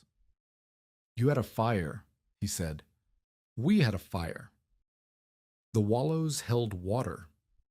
11 out of 11. Thomas nodded. He did not say anything about being right. He walked the lease section with Marin the way they had walked it before, but this time the walk was different. This time Marin led and Thomas followed, and she showed him what had changed, which blocks had burned, which had held, where the cattle had broken through, where the grass was already sending up new shoots from crowns that had survived because the bison had kept them shaded. Thomas watched her move across the land she had built, and something in his posture eased. He had seen her begin this work as a girl who knew one lesson from a dead father. He was watching her become something else. They spent 2 weeks together after the fire, working on what Marin called the winter plan. Thomas helped her draw a grazing map on flour sacks, 6 blocks marked with dates showing when each had been grazed, how many days it had rested, and which wallows it contained. The map was not pretty. It was coffee-stained and torn at one corner, and the handwriting switched between Marin's tight script and Thomas's larger, slower letters. But it was the first record of what the bison had done to the land, and it was the first tool Marin had that she could show someone else. They argued about the map. Thomas wanted to mark the wallows differently from the grazing blocks, separate symbols, separate tracking. Marin wanted everything on one sheet so she could see the whole system at once. "You are thinking like a manager," Thomas said. "Counting and tracking and scheduling. That is useful. But the land does not follow a schedule. The bison do not follow a schedule. If you manage this the way a cattleman manages a ranch, on paper, from the house, you will miss what the animals are telling you. I am not managing from the house. I am in the dirt every day. Today you are. In 5 years, when you have 40 head and neighbors asking you to plan their rotations, you will be in the house with the map, and the map will tell you what you already decided, not what the grass is doing." They did not resolve it. They drew the map with both systems, Thomas's loose markings and Marin's grid, overlaid on the same flour sack, and the result looked like 2 people had fought a war on linen and called it a truce. But in the argument, Maren heard something she had not heard from Thomas before. 5 years, 40 head, neighbors asking for help. He was not talking about survival anymore. He was talking about a future. And the fact that he could see one, could see her in it, older and established and still arguing with him about how to read grass, was the closest thing to belief anyone had given her since her father died. Thomas stayed through September and into the first weeks of October. They worked together every day, and the work had a quality to it that Maren had not experienced before, not the desperate labor of the first months, when every task was an emergency, and every hour was borrowed from a deadline she could not see, but the steady, purposeful rhythm of two people building something they believed would last. He helped her trade 2 young bulls to a cattleman in Miller for debt credit, $15 against Pike's note, and enough wire for a new calving pocket she wanted to build on the lee side of the sod house where the wind broke against the wall. They dug the post holes together, Thomas driving the bar while Maren shoveled the loose dirt, and they set the posts 3 feet deep instead of 2, because Thomas said bison calves learned to push fences from their mothers, and the mothers pushed hard. He showed her how to rotate salt monthly instead of leaving it in one place until it dissolved into the soil. Salt left too long in one spot created a permanent gathering point, which defeated the purpose of the circuit. Monthly rotation kept the path fresh. The bison followed the new salt and grazed new ground, and the old salt point got a month to recover. He helped Orrin build a rain gauge from a tin cup and a stick, marked in 1/4-inch increments with knife notches. They placed it near the 8th wallow, the one where Orrin's cap had been found during the fire, and Orrin checked it every morning. The act of measuring gave the boy something to own in a system that had been built by his sister and a man he did not fully understand. Thomas understood this without being told. He gave Orrin tasks that mattered: the rain gauge, the salt count, the stubble height check on the rested blocks, because a boy who measures becomes a man who notices, and noticing was the only skill that had ever kept Maren's land alive. One evening in late September, they sat on the fence and watched the bison graze the west block in the last light. Hard Mouth led the circuit, moving from salt to water to grass, with the steady patience of an animal that had been doing this long enough to forget he had ever done anything else. The calves followed their mothers. The young bulls trailed behind, the grass bent and tore and sprang back behind them, and the wallows caught the shadows of the setting sun like bowls of dark gold. Thomas said, "When I was young, the herds moved like rivers. You could stand on a ridge and watch them for a day, and they would not stop. They ate what was in front of them and left what was behind them, and the grass grew back because the grass had time. Time was the thing the herds gave the grass. The ranchers took the time away." Maren said, "You gave me the time back. I showed you where to look. You gave the grass the time yourself." It was the most either of them had said about what they had built together. They sat in the quiet and watched the bison and did not need to say anything else. Then his sister's family on the reservation sent word that they needed him. Freight work was scarce. The agency was cutting rations. His sister's husband was sick, and the children needed someone who could haul and trade and keep them fed through winter. Thomas told Maren on a Tuesday morning. He was standing beside his wagon with the mule team already hitched. He had loaded his tools the night before while she slept, so that the departure would be quick and clean. "My sister's family," he said. "I will be gone before the first snow." Maren stood in the yard with her hands at her sides. She had known this was coming. She had known since the day he arrived that he would leave, because freighters leave, because people with families in need leave, because the world did not pause to let one girl keep the only person who had ever taught her what the grass was saying. "You do not need me to walk the blocks," Thomas said. You know the pressure points. You know the wallows. You know what the crowns look like when they are ready and what they look like when they need more time. I know. Then you know enough. He reached into the wagon and brought out a grass knife, a short curved blade with a handle worn smooth by decades of use. It was his. She had seen him cut samples with it on every walk they had taken. You no longer watch the animals first. You watch what they leave behind. That is the only lesson I had. Myron took the knife. The handle was warm from being in the wagon under the sun. She held it and felt the weight of it, the balance, the smoothness where his hand had worn the wood, and she understood that this was not a gift. It was a transfer.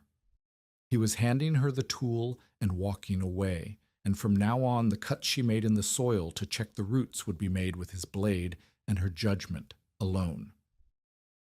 Thomas climbed onto the wagon seat. He did not look back. The mule team leaned into the harness, and the wagon creaked forward, and the sound of the wheels on the dry road faded by increments, until there was only the wind and the bison and the smell of grass that was still, against every prediction, alive. Marin stood in the yard holding the knife until the wagon was a speck on the east road. Then she walked to the nearest wallow and knelt and pressed the blade into the soil at the rim. The dirt parted. 2 inches down, it was cool. She pulled the blade out and looked at the dark earth on the steel and cleaned it on her skirt and stood up. There was work to do. There was always work to do. But the work was hers now, and the knowledge was hers, and the land under her feet was holding, and she would not let it go. The secondary crisis came in the spring of 1894, and it came not as fire or wind, but as desperation wearing boots and driving hungry cattle. The drought had never truly ended. It had eased in 90 and 91, enough for some pastures to recover and some homesteaders to believe the worst had passed. But by 93, the wells were dropping again, and by the winter of 93 into 94, the hay reserves across the county were thin or gone, and the cattle that had been restocked on optimism were now standing on ground that could not carry them through another dry summer. Foreclosures rose. Families packed wagons and drove east. The store in Ree Heights carried more credit than cash, and the credit was backed by land that no one wanted to buy. The county felt like a body that had survived a fever and caught a second one before it recovered from the first. Marin's land had changed in 5 years. The 6 grazing blocks had been refined into 8, with wire lanes that the bison walked on their own now, the circuit of salt and water, and rest so established that Hardmouth led the herd through the rotation without Marin touching a gate. The wallows had deepened and multiplied, 23 of them now, scattered across the lease section and the home quarter, each one holding water longer than the last because the soil beneath them had been compacted by years of rolling and pawing and the slow work of hooves pressing earth against earth. She had 17 bison. 2 had died. The old limping cow in the first winter, a calf that did not survive its first January. She had traded 2 young bulls for debt credit and supplies. But 2 new calves had come each spring, and the herd was stable, and the grass was stable, and the claim was still hers because she had paid Pike's interest every year with bull trades and hide sales and grazing fees she charged the few neighbors who understood what her land could do. Pike had not disappeared. He had adjusted. He held the note, and he held his patience. And he waited for the moment when Marin's narrow margin would crack. That moment arrived in April of 94, when a relief herd of 200 cattle came up the road from the south.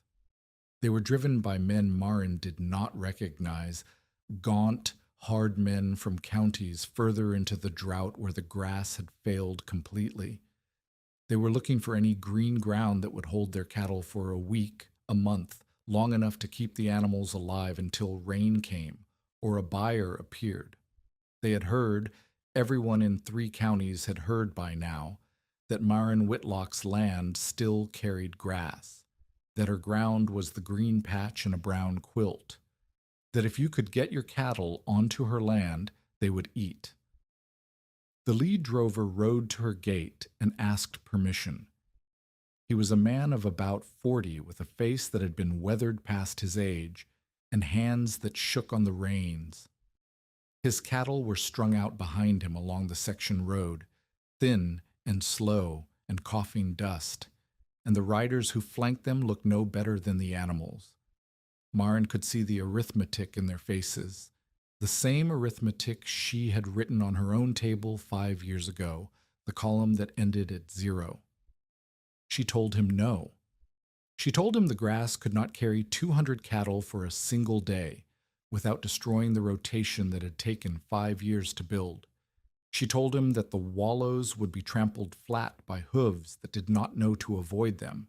The crowns would be grazed to death by animals that stood still and ate instead of moving. And in 1 week, her land would look like every other piece of ground in the county, bare, washed, and finished. The drover said, "My cattle are dying, miss. I have children." Marin felt the weight of those words in her chest. She knew what dying cattle meant. She knew what children eating less every week looked like, because Oren had looked like that once. She knew the sound of a man asking for something he had a right to need, and she had a right to refuse. And she knew that the right answer and the kind answer were not the same thing, and she had to choose between them. She said, "I'm sorry. If your cattle kill my grass, then next year my animals die too, and the year after that, there is no grass left for anyone. I cannot trade 5 years of work for 1 week of grazing." He rode away. He did not accept it, but he rode away. Pike met the drovers in town that evening. No one was present for the conversation, but by the next morning 3 of the drovers' men were riding Marin's fence line, looking for weak points, and Pike was in the store telling anyone who listened that Marin Whitlock was hoarding public grass while the county's cattle starved. The frame was clever. It made Marin the villain. She had green ground while others had dust. She had water in her wallows while others had dry wells. She had living grass while others had dead, and she would not share. In a county where survival had always been communal, neighbors helping neighbors, shared haystacks, mutual fence repair, Marin's refusal to open her gates looked like the cruelest kind of selfishness. Brackett came to her that evening. He sat on the fence, always the same fence, and said, "Pike is turning the town against you. He is saying you care more about grass than people. I care about grass because I care about people. If that grass dies, there is nothing left for anyone next year. I know that. You know that. The man whose cattle are starving does not know that. He knows his animals are dying, and your land is green, and you will not open the gate. What would you have me do?" Brackett thought about it. He looked at the bison grazing the north block, calm and steady, and moving the way they had moved for 5 years. He looked at the wallows. He looked at the grass. "Offer something," he said. "Not the grass, the knowledge. Tell them you will plan their rotations for free, but only if they agree to reduce their herds first. Sell the weak animals now. Run fewer head on the ground they have. Rest what can be rested. It will not save them this summer, but it might save them next year." They will not listen. They did not listen 5 years ago. 5 years ago, your land looked like theirs. Now it does not. That is the argument you have that you did not have before. Marin rode to town the next morning. She found the drovers at the livery and told them she would walk their home ground with them, free of charge, and show them how to rest their pastures and place their water and manage their grazing to give the grass a chance. But she would not open her gates. And the condition was absolute. They had to reduce their herds first, sell what the grass could not carry, run fewer animals, accept the loss now to prevent the larger loss later.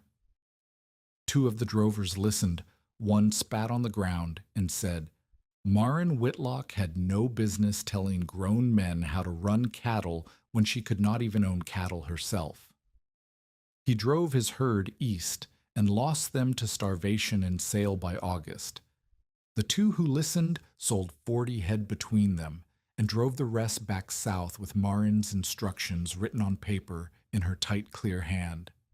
Rest half your ground, move the animals every 2 weeks, do not graze below 3 inches, protect your wallows if you have any, and make new ones if you do not by dragging a log behind a horse through your lowest spots.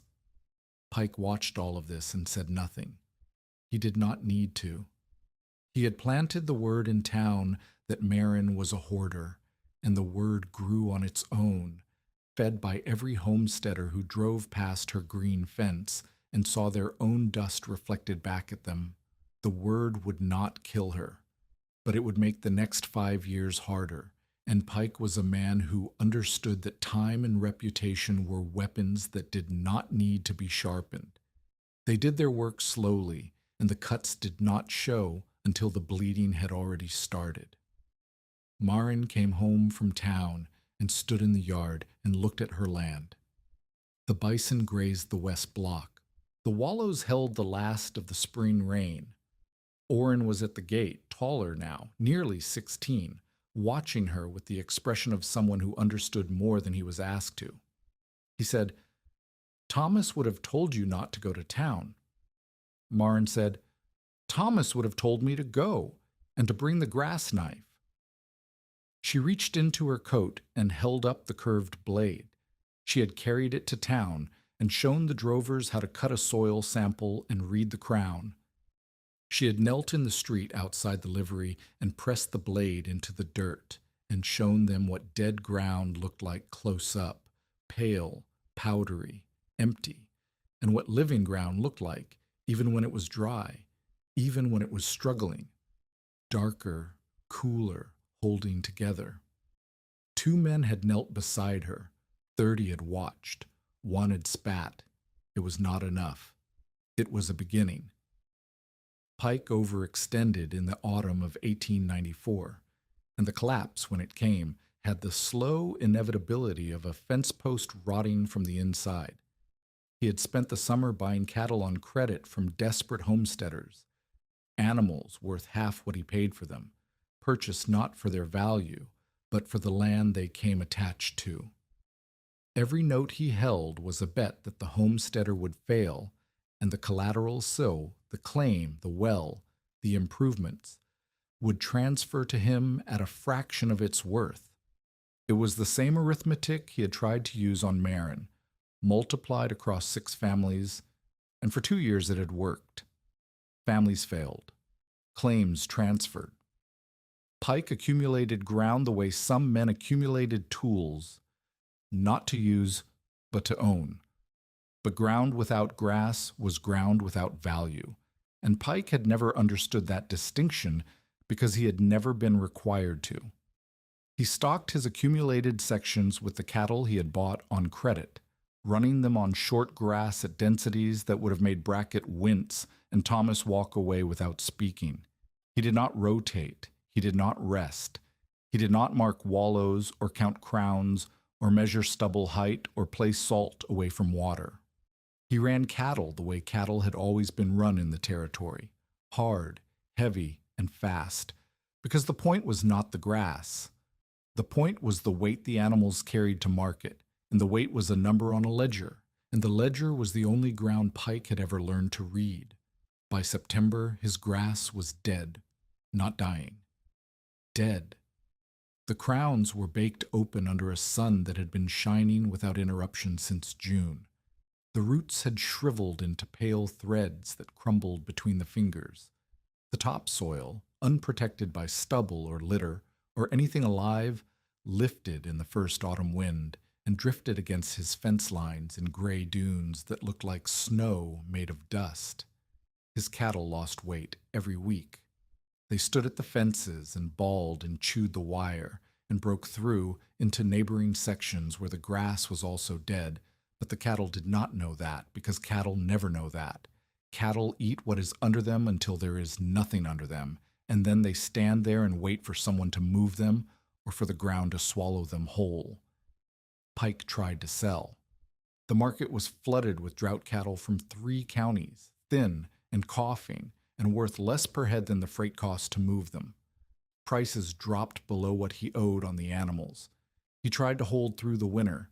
The feed costs consumed what the cattle were worth, and then consumed the margin he had built from 2 years of note collecting. He tried to borrow. The bank in Huron looked at his land, looked at his cattle, looked at the soil blowing off his sections and sheets visible from the road, and said no. The auction notice went up on the store door on a Tuesday in October. Pike's name was on it, his cattle, his equipment, his grain stock, the buckboard he had driven to Marin's gate with a deputy beside him, and the notes he held on 3 remaining claims, all of it on the block. The man who had pinned Marin's future to a $47 note was now pinned to a notice on a door he had once owned the right to lock. Marin saw the notice when she came to town for salt. She stood in front of it and read Pike's name and the list of assets and the date of the sale, and she did not feel what she expected to feel, not satisfaction, not vindication, not the hot rush of justice that stories promise when the villain falls.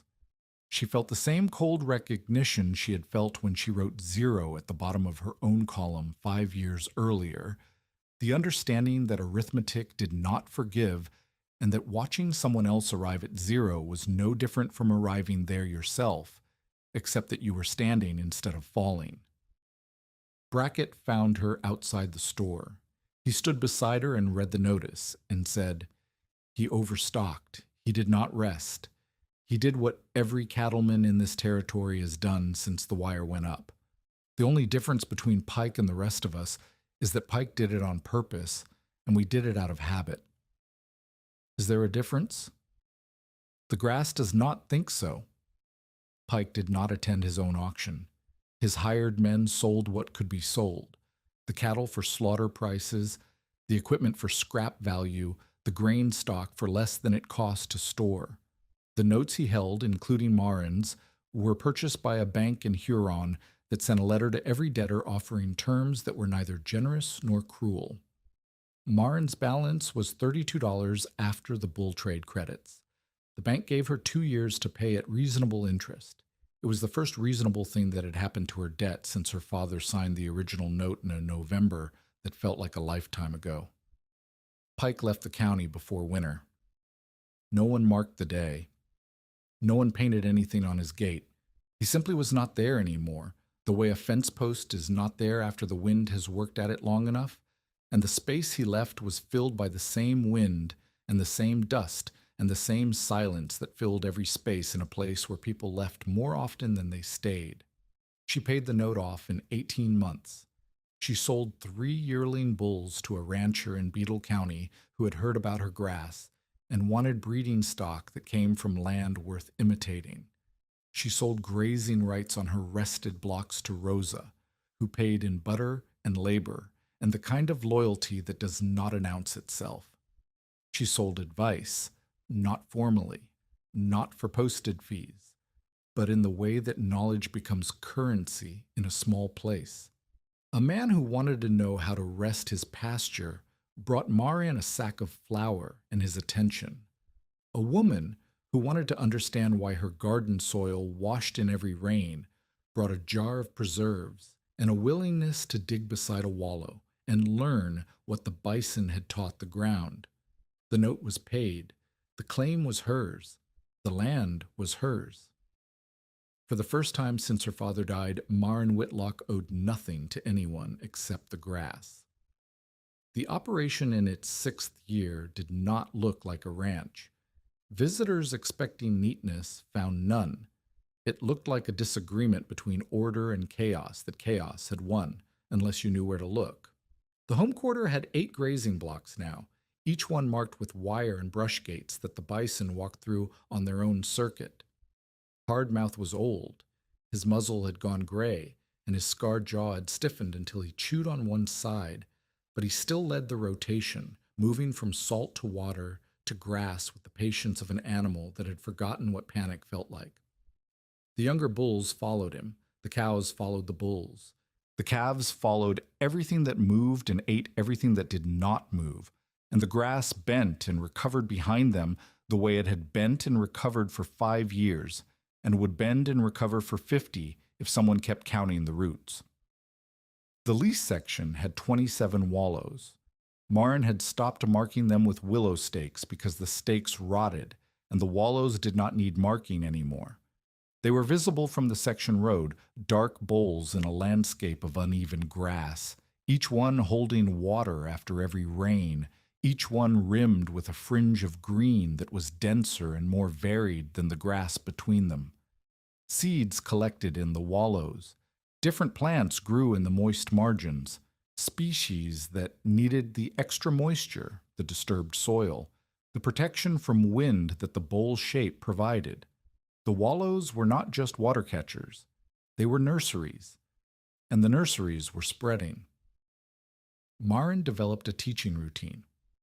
When someone came, a homesteader, a rancher's wife, a county official who had heard the story third hand and wanted to see the ground for himself, Marin walked them through the same lesson Thomas had given her, adapted for people who did not have bison and did not need them. She started at Rosa's fence line. She drew Thomas's grass knife from her coat and drove it into Rosa's pasture and showed them the soil, pale, dry, loose, crumbling apart in the hand like old bread. Then she walked them 10 feet onto her own ground and drove the knife in again. Darker, cooler, holding together in a clump that kept its shape when she squeezed it. The difference was not dramatic. It was not miracle soil versus desert. It was the difference between ground that was dying slowly and ground that was holding on, and over 5 years that difference had become the distance between a working ranch and an empty one. She walked them to the wallows.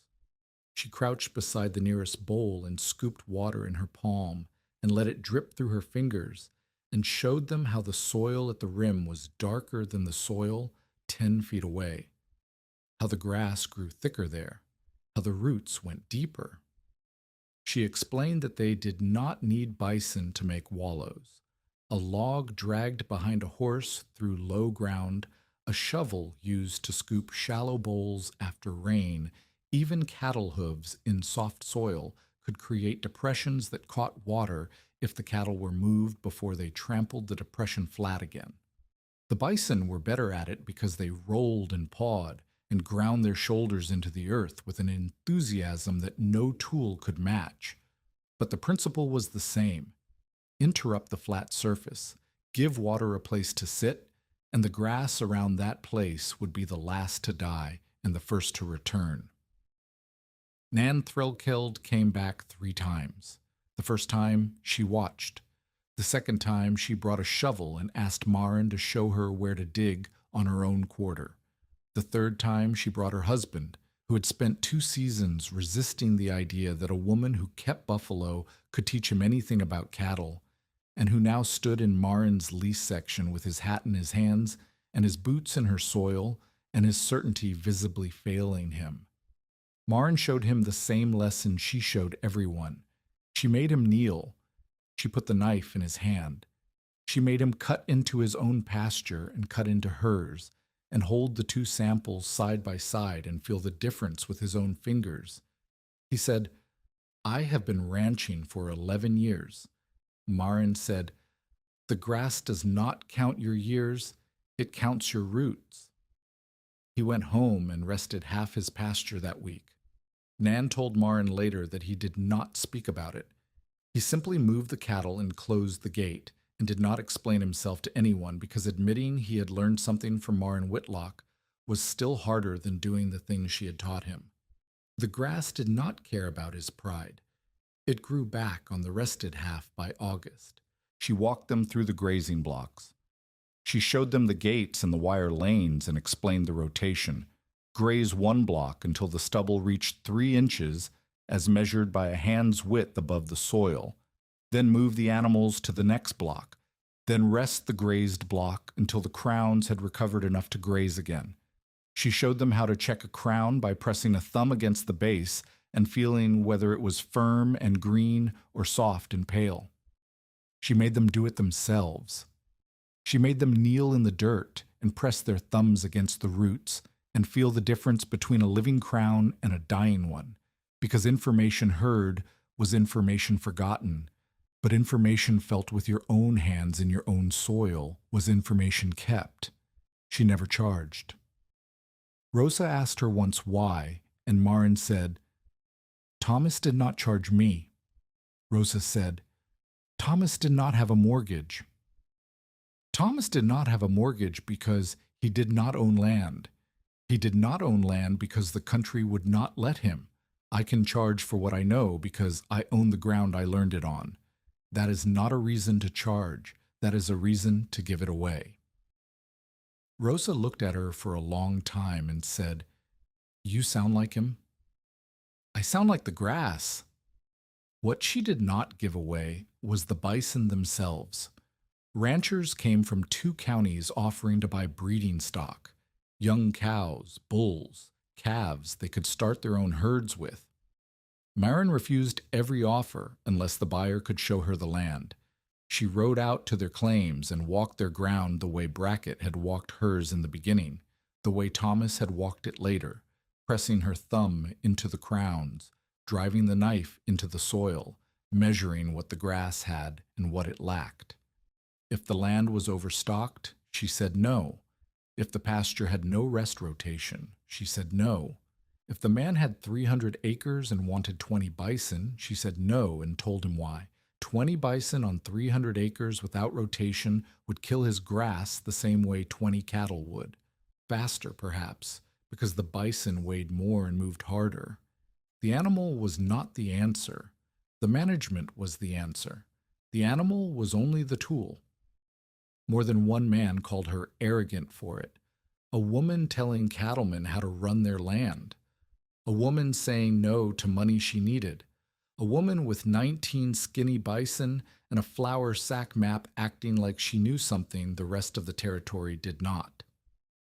She did know something. She knew what happened when people copied the tool without copying the method. She had seen it in the drovers who drove 200 cattle toward her fence. She had seen it in Pike, who accumulated land without understanding soil. She would not let it happen with her bison. If the method spread wrong, if men bought buffalo the way they bought cattle, stalking heavy and grazing hard, the bison would destroy the grass the same way cattle destroyed it, and the story that should have been about roots and rest would become another story about animals and failure. Thomas had warned her about this. Standing in the yard with the flour sack map between them, he had said, "If you teach the town only to buy buffalo, you will create a new disaster. If you teach them to leave roots alive, the method may outlive you."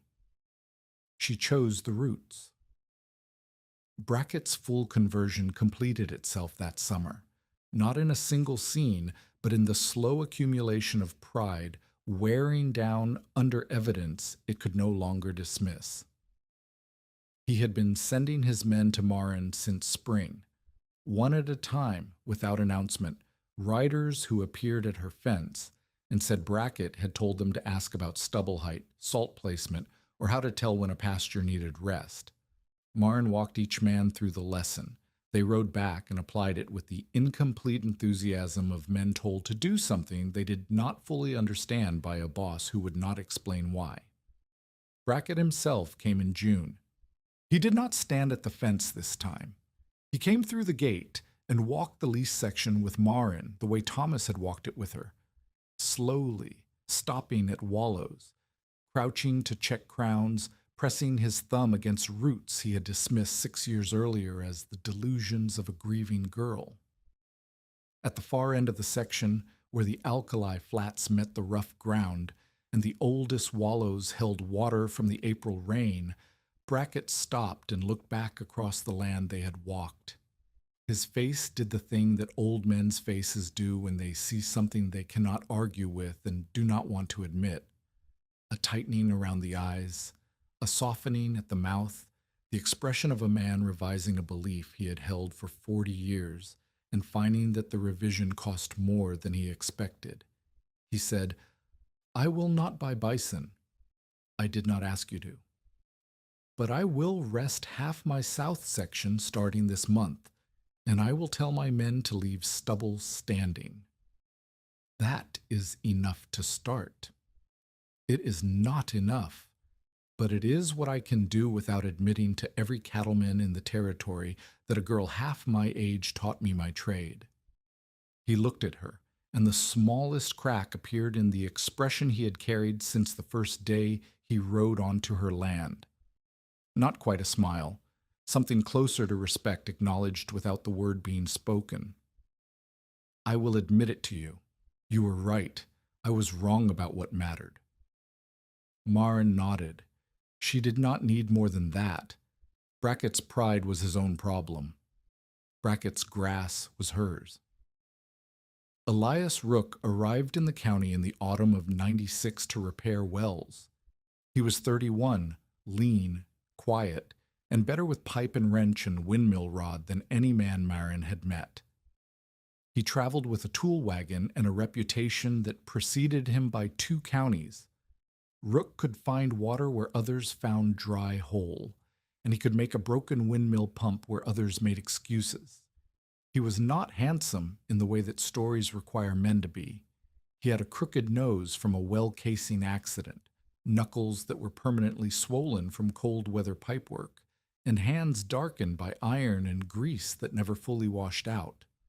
But he listened when people talked, and he remembered what they said, and when Maren hired him to fix the windmill that had been broken since before her father died, he fixed it in 2 days and then stood in her yard looking at her wallows with an expression she recognized. It was the expression of someone doing arithmetic, counting something, measuring. She said, "You are looking at the water." He said, "You have 27 places on this land that hold water. Your well is shallow, and your windmill was broken for 6 years, but your bison have been building water storage the whole time. Those wallows are not just catching rain, they are slowing it down. Every drop that sits in a wallow for an hour soaks deeper into the ground than a drop that runs off flat soil in 10 seconds. You're feeding the water table from the surface." Maren had not thought of it in those terms. She had thought of the wallows as catchers, bowls that held what fell. Elias was describing something larger, channels that fed water back into the ground beneath them, slowly, over hours and days, replenishing the deep moisture that the grass roots drew on through the hottest weeks. The wallows were not just holding water for the bison, they were holding water for the soil. "How do you know about water tables?" "I dig wells for a living. I spend my days in the dirt. I know what wet ground looks like 20 feet down, and I know what it looks like when it has been dry for years. Your ground is not wet, but it is not dead either. Something is feeding it between rains. The wallows are the something." Their second conversation was about windmill placement, whether the trough should stay where it was or move closer to the lease section where the bison spent most of their circuit. Their third was about pipe diameter and flow rate, whether a slow trickle into a wallow was better than a fast fill into a trough, and whether gravity or wind pump made more sense for the lower section. Their fourth was an argument about placing a new trough near the calving pocket or letting the cows walk to the main water point, and the argument lasted past dark and ended with neither of them giving ground. And both of them came back the next morning to continue it over coffee that Orrin brewed too strong, and neither of them complained about. Their fifth conversation was about something else entirely. It happened in the yard at dusk while Elias was packing his tool wagon, supposedly to leave for the next county, and Maren was standing nearby with no practical reason to be standing nearby. And Orrin was watching from the doorway with the expression of a 16-year-old who understood exactly what was happening and was enjoying it more than he should. Elias said, "I could stay another week. There is work on the windmill rod I did not finish." Maren said, The windmill rod is fine. You finished it yesterday. Elias looked at the wagon. He looked at the windmill. He looked at Marin. I could stay anyway, he said. You could, she said. And that was the whole courtship, or at least the part of it that mattered.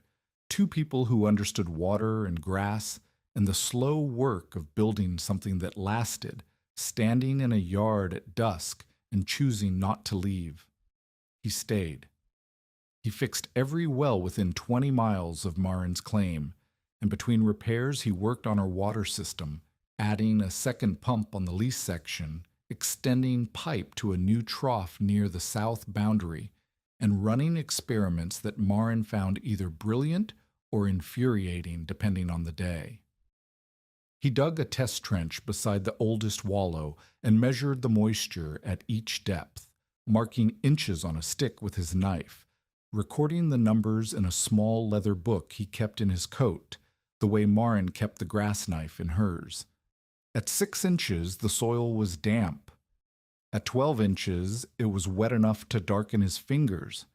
At 18 inches, water seeped into the trench from the walls. He showed Marin the numbers and said that her wallows were doing in 5 years what it took a creek 10 years to do, building a lens of moisture in the upper soil that the grass roots could reach. Marin said, I did not need a trench to tell me the grass was alive. Elias said, you did not need a trench because you trust your hands. I trust numbers. We are measuring the same thing with different instruments. She looked at him for a long time after that. It was the first time anyone had described what she did as measurement rather than instinct, and the word changed something in how she understood her own work. She was not guessing. She had never been guessing. She was reading data that came through her fingers instead of through a ledger, and the data was the same data Elias was scratching into his leather book with a pencil. He deepened the well near the densest cluster of wallows and found the water table at 14 feet 2 feet higher than the table on neighboring sections. The wallows were feeding the ground. The ground was feeding the well. The well was feeding the trough. The trough was feeding the circuit. It was a loop, and Elias understood loops the way Marin understood rotations, and together they understood the whole machine. They married in the spring of '97 in the yard beside the sod house, with Orrin holding the rings and Rosa bringing a cake and Brackett standing in the back row in a clean shirt that clearly caused him discomfort. Hardmouth watched from the north block, chewing, indifferent. They built a frame house beside the soddy in '98. The soddy became storage. The frame house had glass windows that let Marin watch the bison from the kitchen, while Elias drew water maps on the same flour sack paper she had used for grazing plans. A daughter came in '99 named Sigri, a son in 1901 named Nels, for the man who had crouched beside a grass crown and pressed his thumb against the root and started everything without knowing what he was starting. The years compressed the way grass compresses under snow, slowly, with weight, changing shape without breaking.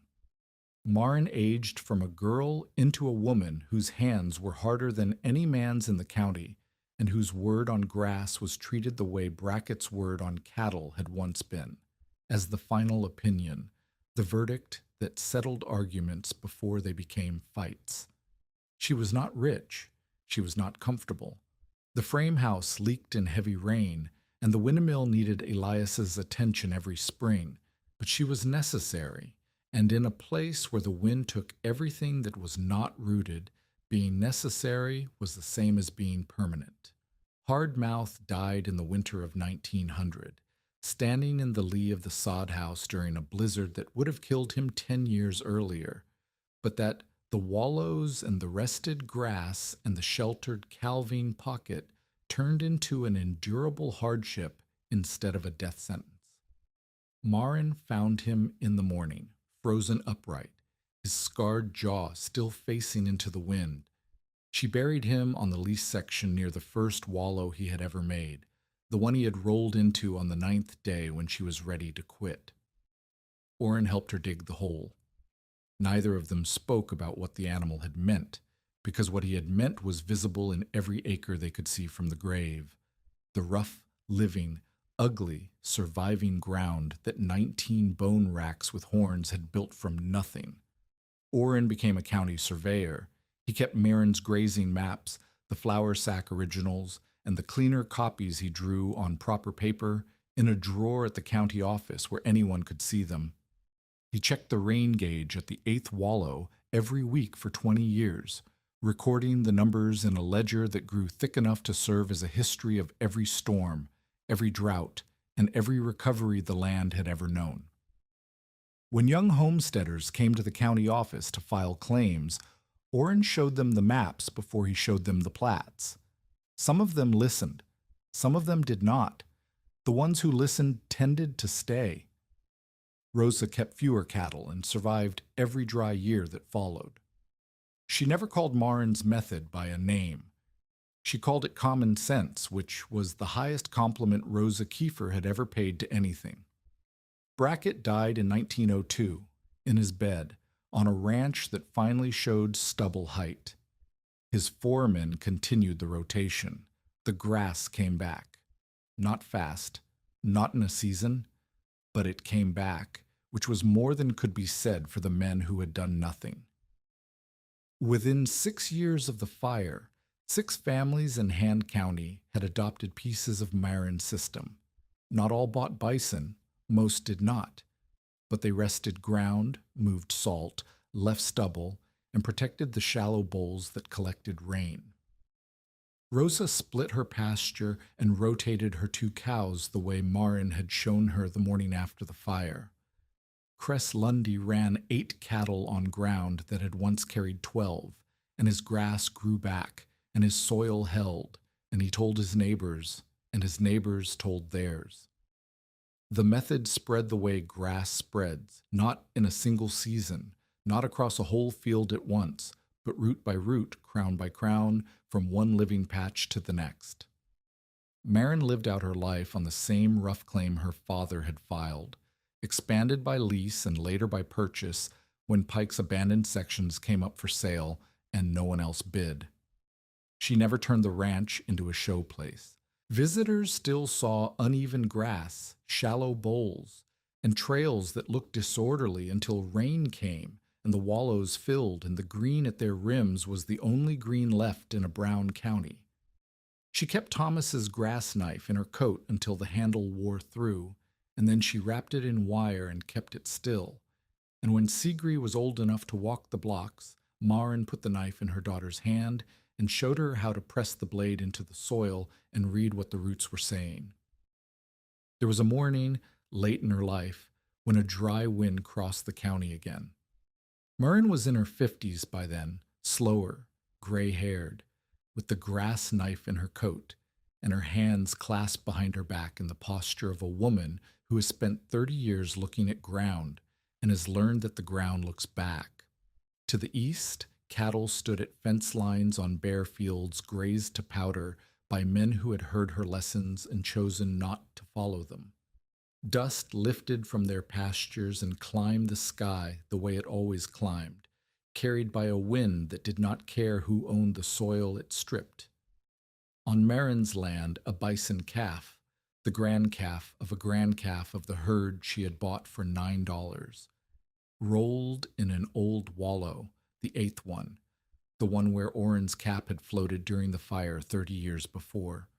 The calf rose red with mud, shook itself, and sprayed water onto the grass at the wallow's rim, and the grass was green, and the green was living, and the living held. She remembered Brackett's voice, years gone now, standing at this fence in a different season with the same wind pressing against the wire.